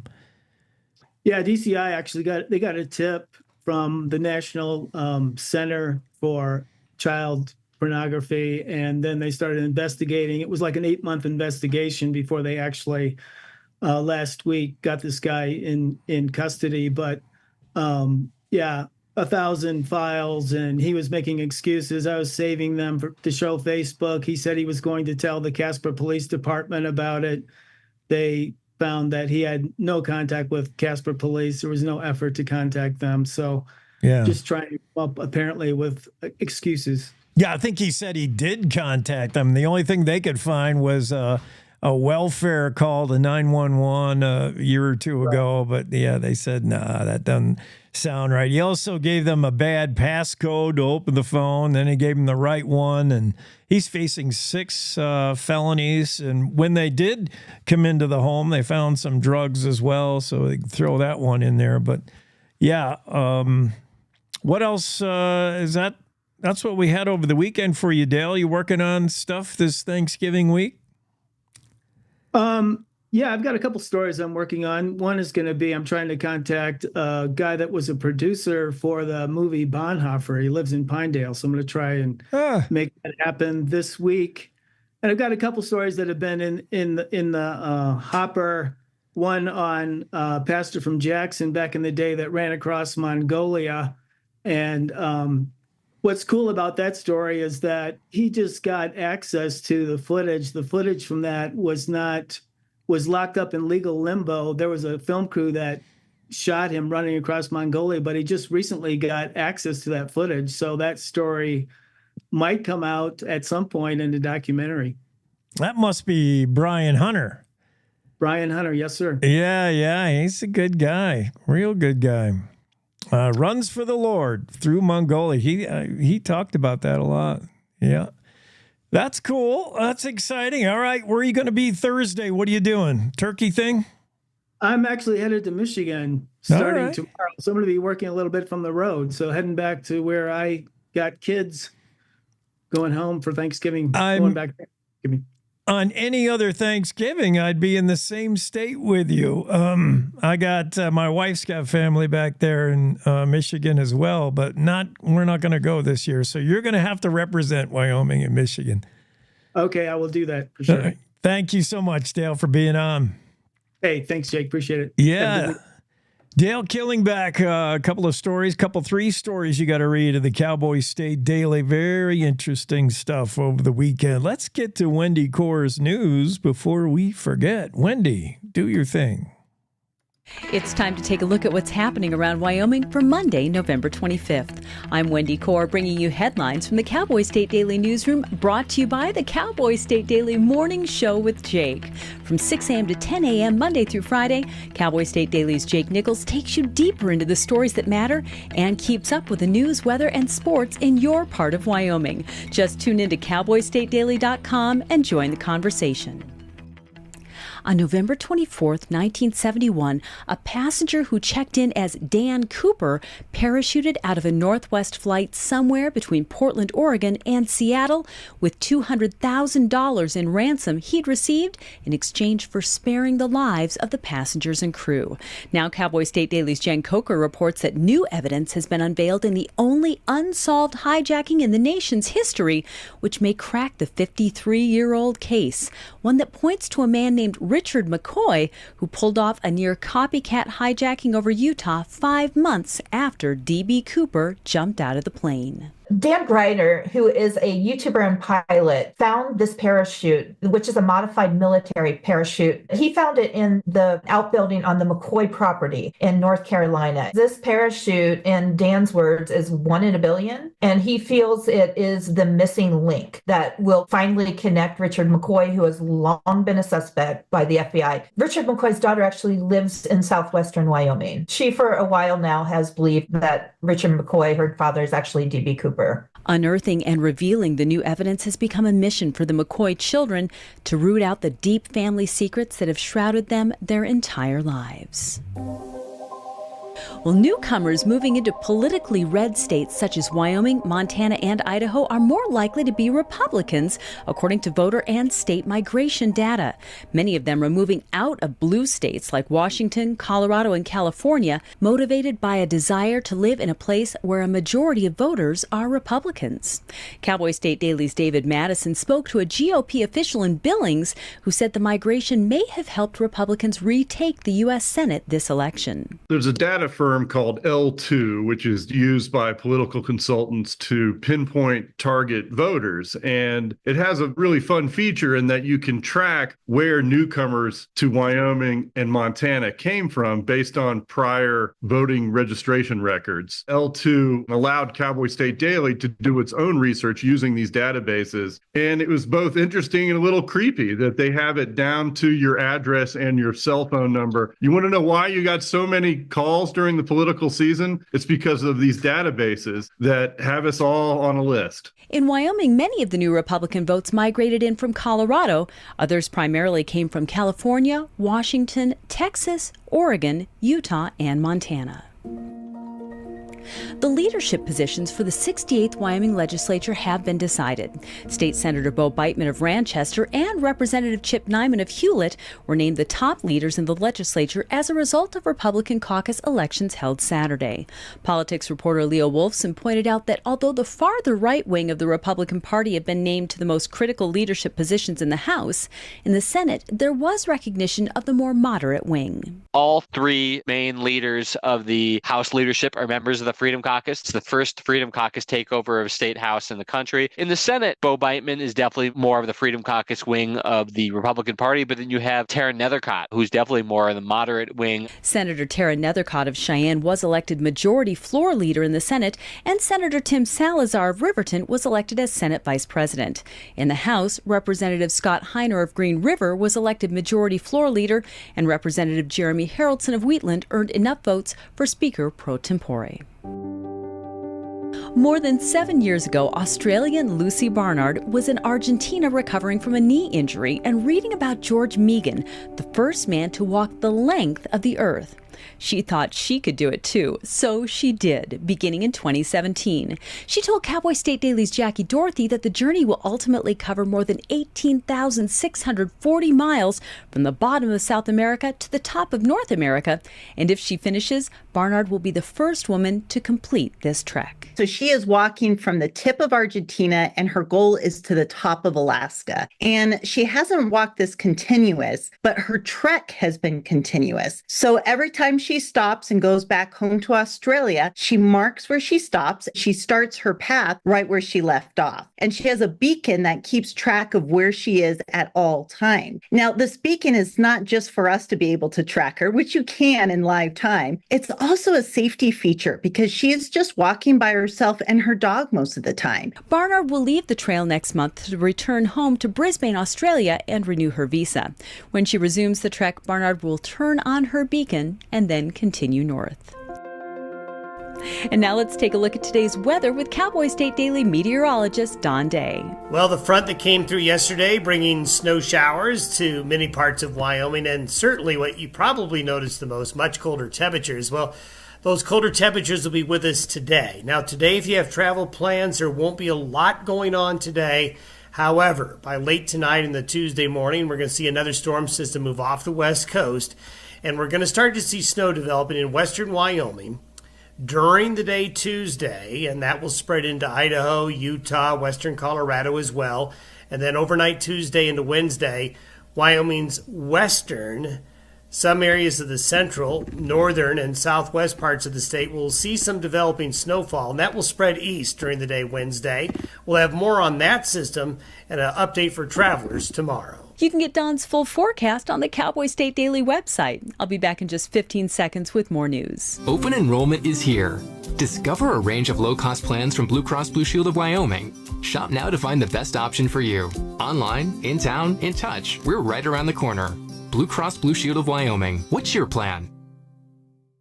TerraPower isn't putting all of its eggs in one basket when it comes to securing itself a supply of uranium for the pilot Natrium nuclear power plant it's building in Kemmerer. One of the really high-stakes bets the company founded by Bill Gates is placing is on a novel uranium enrichment process that uses lasers to separate uranium isotopes.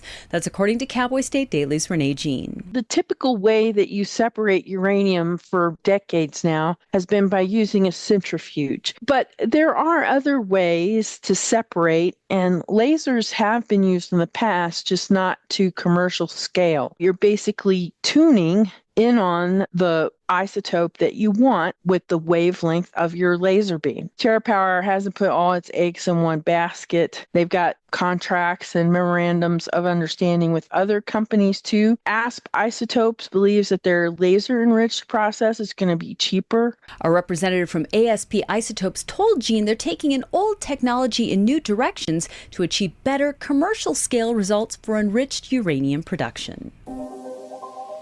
Well, if the Wyoming Supreme Court upholds a recent district court judge's ruling striking down the state's 2 abortion bans as unconstitutional, lawmakers and voters may try to change the state constitution.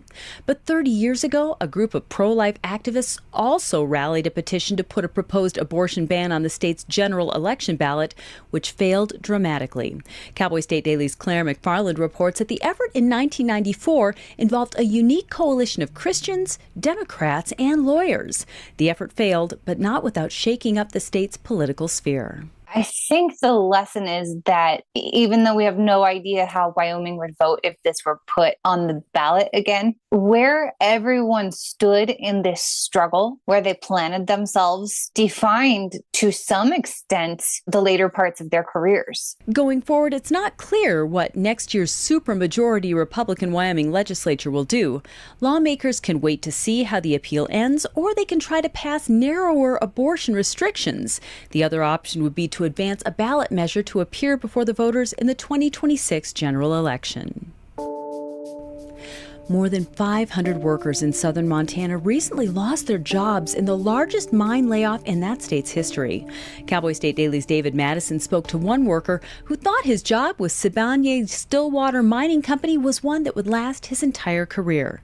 But the Stillwater mine, 42 miles outside Columbus, Montana, is downsizing due to the plummeting prices of palladium, which is used primarily in the automobile industry for components like catalytic converters. Terry and Shanahanny were settling into their dream home in Southwest Billings, ready to raise a family in Montana. Little did they know that forces beyond their control were really going to change their plans. From what my reporting showed, Stillwater Mining believes that Russia has dumped so much palladium onto the market that that's driven down the price. For many of the laid-off workers, continuing their careers in mining or using their skills means leaving the state for jobs elsewhere. And it's said that soldiers in combat rely most upon those fighting alongside them. And during World War II, some Polish troops had the privilege of that someone being a 600-pound bear. Wojtek was a Syrian brown bear, a cousin of Wyoming's grizzlies. Outdoors reporter Mark Hines says Wojtek was adopted as an orphaned cub by a Polish army unit early in the war and helped move ammunition during pivotal battles, after which he was promoted from private to corporal. They find this tiny orphan cub. They started feeding him condensed milk from vodka bottles to keep him alive and let him grow. And as he grew, he started to like beer and wine. He also liked cigarettes, although he would take a puff or two and then just swallow the cigarette. They officially enlisted him as a soldier and gave him a rank and a serial number and a salary. He helped move ammunition up to the artillery positions under direct fire during the Battle of Monte Cassino. And because of that, he was promoted to corporal. While Wojtek's story might seem too wild to be true, it really shouldn't come as any surprise that a bear would be smart enough to deliver ammunition and perform other soldiering tasks. Bears in general, and brown bears and grizzlies in particular, are incredibly intelligent. And that's today's news. Get your free digital subscription to Wyoming's only statewide newspaper by hitting the daily newsletter button on cowboystatedaily.com. And you can watch this newscast every day by clicking subscribe on our YouTube channel. And don't forget to drop in on the Cowboy State Daily Morning Show with Jake Nichols, Monday through Friday from 6 to 10 a.m. Thanks for tuning in. I'm Wendy Core for Cowboy State Daily.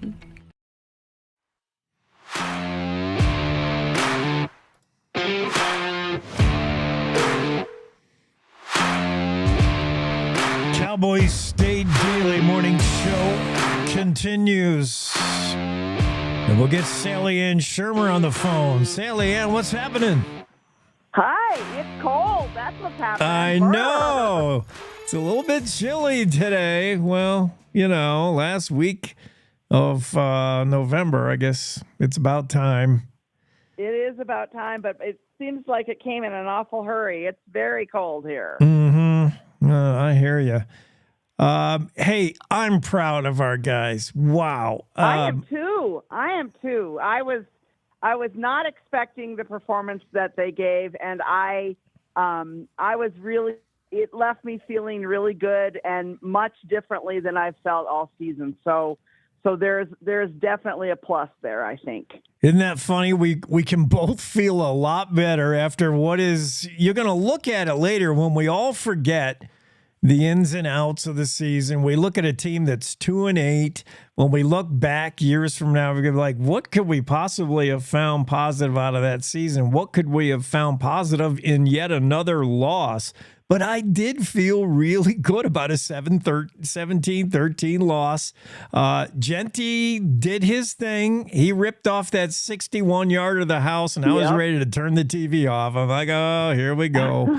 This guy's going to run wild.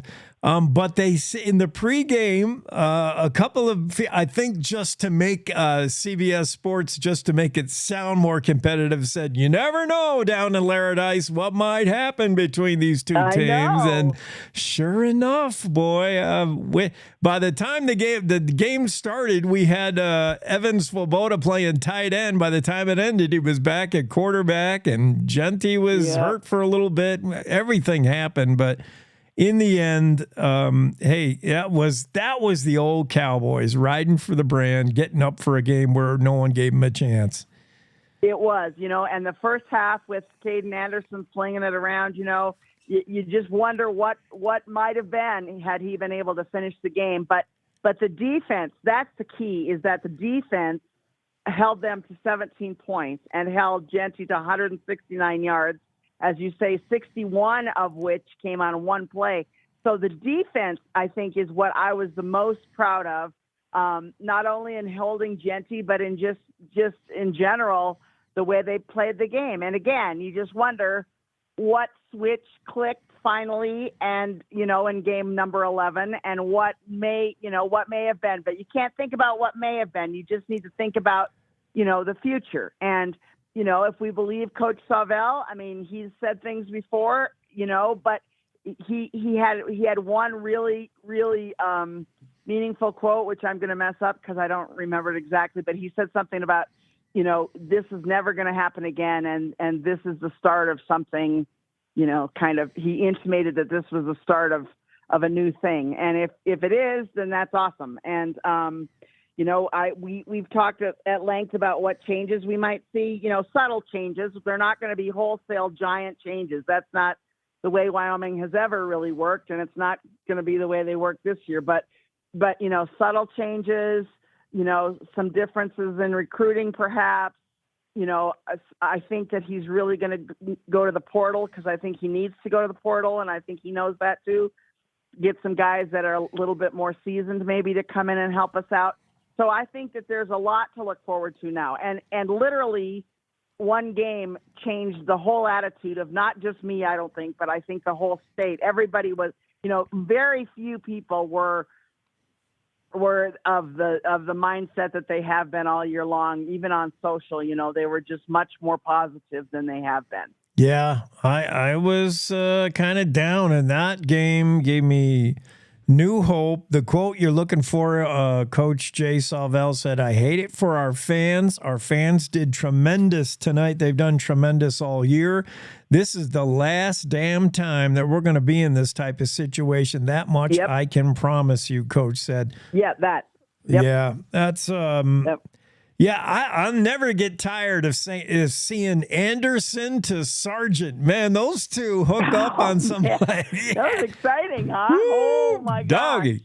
And he did. And the defense. I mean, you almost have to sell out to stop Genty, and I don't know. I mean, we gave up some pass plays. That's the bargain. That's the downside. If you're gonna go tackle this Heisman Trophy hopeful, you got to commit to tackling them, and you might leave some receivers open in the passing game, but Wyoming defense did a great job of getting after a runner who nobody's been able to stop this guy. They did. We contained him a little bit. It was a fun game. And I have to say about the fans too, 18,000 people and I mean, the weather was perfect, but 18,000 people, you have to, that's a huge crowd. And it looked great on TV, and they were really into the game, and you have to give them props, because it would be really easy to say, well, I'm not going to see that, but they were rewarded to a really good night of football, and it was really fun. And so we hope that Caden's going to be okay. I don't, protocol is a weird thing. I mean, you got to you got to pass so many tests on particular days of the week, and I sure hope he'll be able to finish out the season at Washington State. It'd be nice if he could. And if not, then it'll be, Svoboda again. And, Washington State's fallen on some pretty hard times. They had huge aspirations, and not a lot has worked out well for them. So I'm sure they'll be jacked to finish the season successfully. And, it's on the CW, so that'll be an interesting broadcast, but I'm sure that those folks will do a nice job for us. And so then we've got one more shot to watch our Pokes, and then it's the off season already. Boy, to me, it's gone really quickly, even though the results haven't been what we had hoped for. It seems to have just gone really quickly. Yeah, it was a good crowd at the War. There was, Boise State travels well off the Smurf turf. There was plenty of them there, but plenty of brown and gold as well. Good crowd on hand for that game. And I guarantee you the Broncos knew they were in a game. That's for sure. They had to be nervous. They were very complimentary. Yep. Yeah. They were very complimentary after the game, which is always nice to see, And so we'll see. I'm very interested in the conference. I've always been really interested in the conference race. CSU really blew it, and that makes me really, really happy. And so all UNLV has to do is beat the Nevada Wolfpack, and then it'll be UNLV and Boise State again. So we'll see how that plays out. But it's interesting times for football fans, that's for sure. And I know, Coach, things are going to change. That's his promise. I don't handle change well, and I know you have to change. You've got to become. You've got to roll with this new world of college football and the portal and the conference change. Who's leaving the conference, who's still in the conference. I know, but I don't want to change too much off of what Wyoming football has always been. I hope we don't make too much change. Exactly. I agree. The toughness has to stay, and riding for the brand has to stay. Yeah. And they need to understand where they are, and that it's not just about NIL money, and that it's not just about, getting your name on the back of the jersey. They really need to understand what Wyoming football is all about, and hopefully, during the recruiting process, that will all become really clear, because that's I'm with you. That's absolutely key. That's what's Wyoming apart from places like CSU and other places, is that, the kids who come here want to be here, and they know why they're here, and they know that everybody in the entire state is pulling for one team, and that's what makes Wyoming so special. Absolutely. Off the gridiron, the Cowgirls returned the favor just 2 days after the reverse sweep by Utah State against them. The Cowgirls rallied and did the same to the Wolfpack, a 5-setter against Nevada. The girls victorious on Saturday. That was cool. It's great to talk about volleyball when you're actually talking about a volleyball match that's happening. That was exactly. Good news. Good job, Cowgirls. And the Cowboys are basketball teams. I wish if they need someone to help them pack, I could help bring the gear down there. They're heading to Cancun, Mexico, and it's all a place to go, eh? Wow. Wow. That'll be great for them, and get a little more preseason action in, and we learned a new phrase from our buddy Sonny: cultural conduct. Kobe wasn't in the game because of cultural conduct, and so all right then. Hopefully he'll figure out what that meant and what he did and what he doesn't need to do in the future, and So we'll just see how that rolls. But I think that people need to understand that, Sonny might be all juiced up and he might have what people consider a lot of gimmicks and he's got a phrase for everything. But I think that he's running a really tight ship, and kids, whether they were here last year or whether they're brand new, are going to realize that pretty quickly, I think. Yeah, and that stuff, we don't talk enough about that, but that is more important, admit it or not, Salian, more important than the record of any teams is the fact that these kids are here for an education and they're here to learn how to be young men and young women in life. That's the most important thing. So if you if your 4 years at the basketball team were sub 500 or dismal or whatever, that's not the most important thing. We're trying to raise up the next generation in the right way. And it's a lot of stuff you can learn from sports that don't have anything to do with wins and losses. Absolutely right. Absolutely right.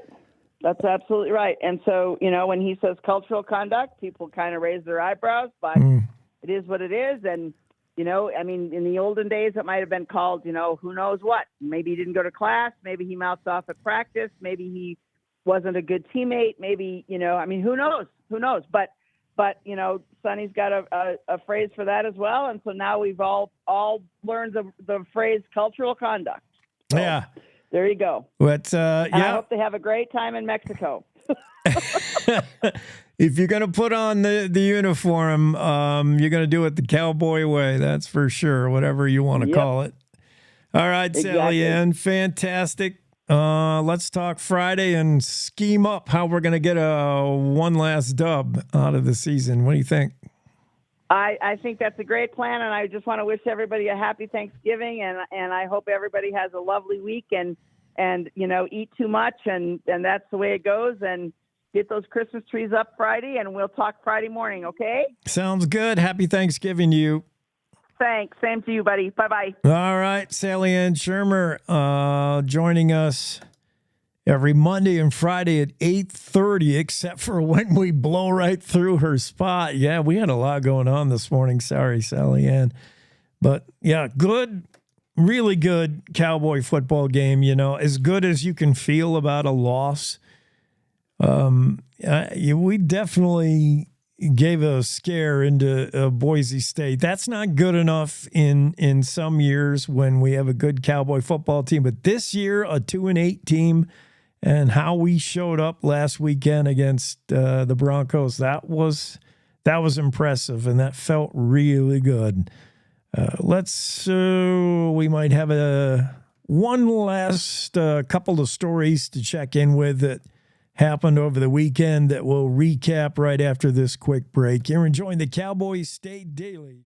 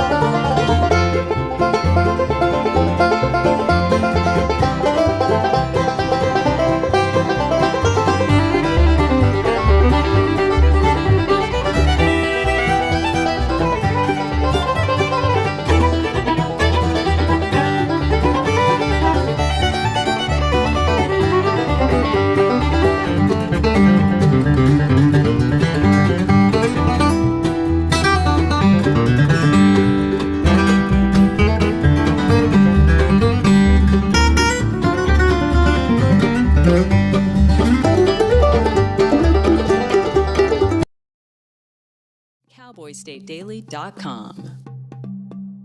Yeah, we're back at it, and let's recap one story that we barely touched on early, Johnson, that concerns UW. Let's stay right on the Laramie campus while we're talking about college sports, and we're talking about college policy here. And the vote is done on that concealed carry, and here's what we know as we look at this photograph from the story. Mark Hines has the story on a vote Friday, a 6-5 split vote, close vote.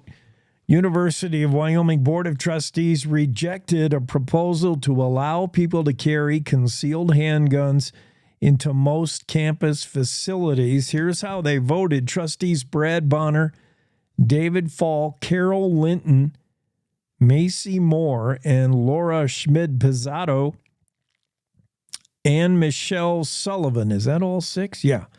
They voted to reject the proposed change that would allow UW to have a concealed carry firearm policy. Board Chair Kermit Brown voted in favor of the concealed carry, along with trustees Brad LaCroix, Jim Mathis, John McKinley, and Dave True. I like this quote in the story from Mark Hines from Carol Linton, who voted against it. Carol said, "I am a gun owner myself. I'm not against concealed carry, but I came to the realization that there's really no safe place on our college campus in our buildings where concealed carry is needed. And I will oppose concealed carry on our campus."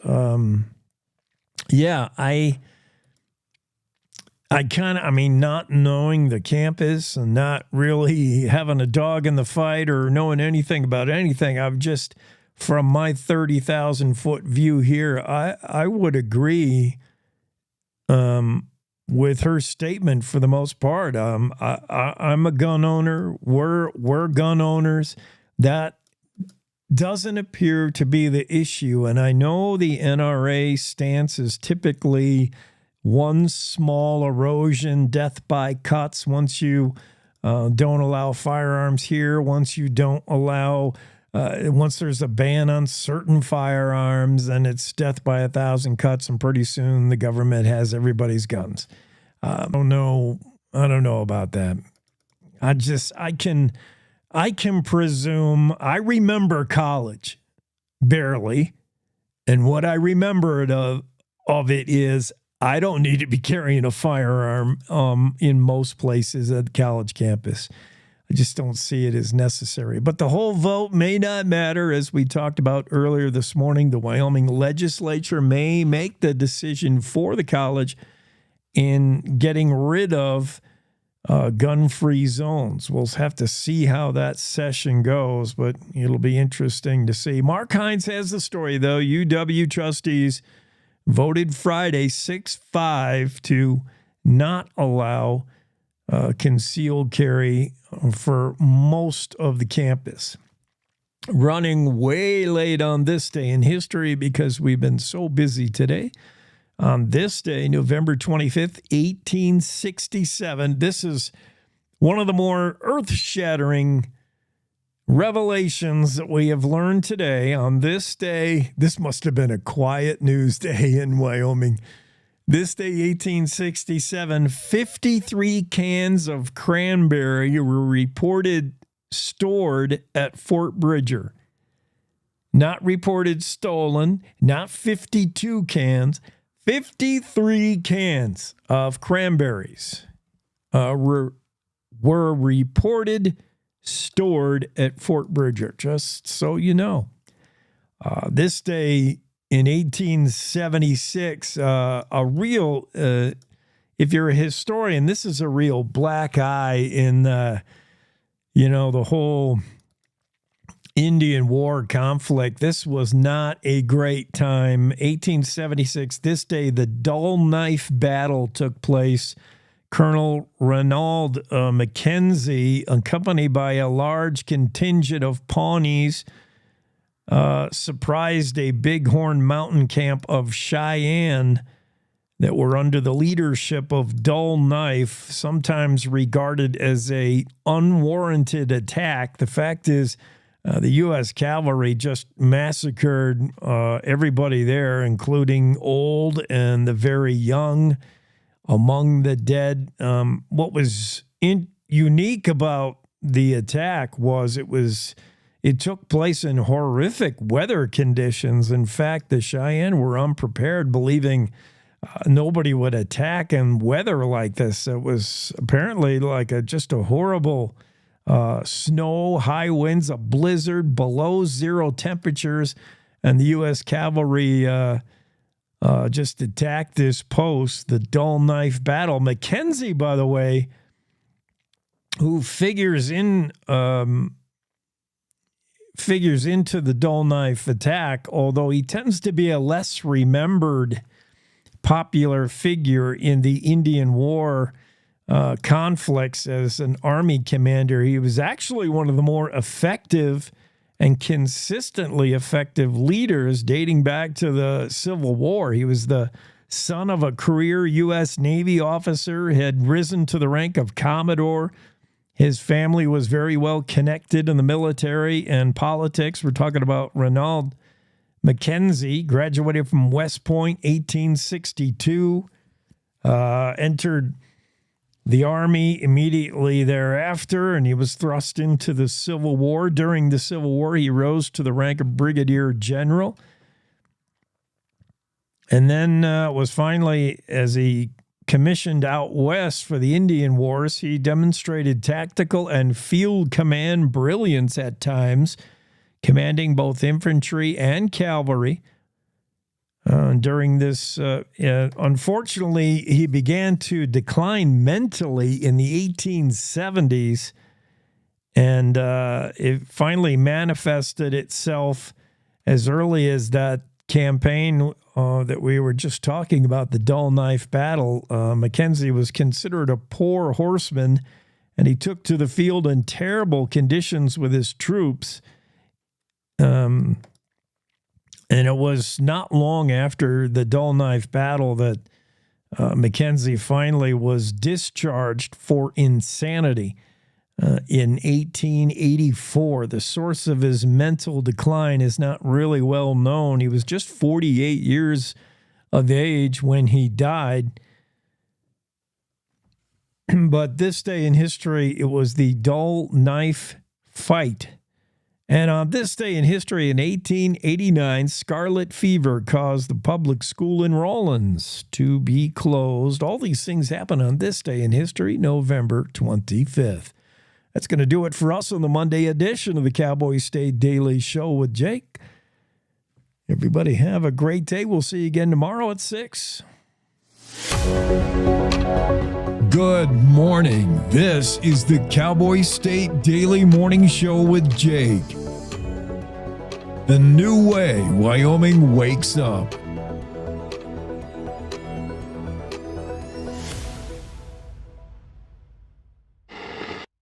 The views and opinions expressed on the Cowboy State Daily Morning Show are solely those of its host and do not necessarily represent those of Cowboy State Daily's reporters, editorial staff, or owners.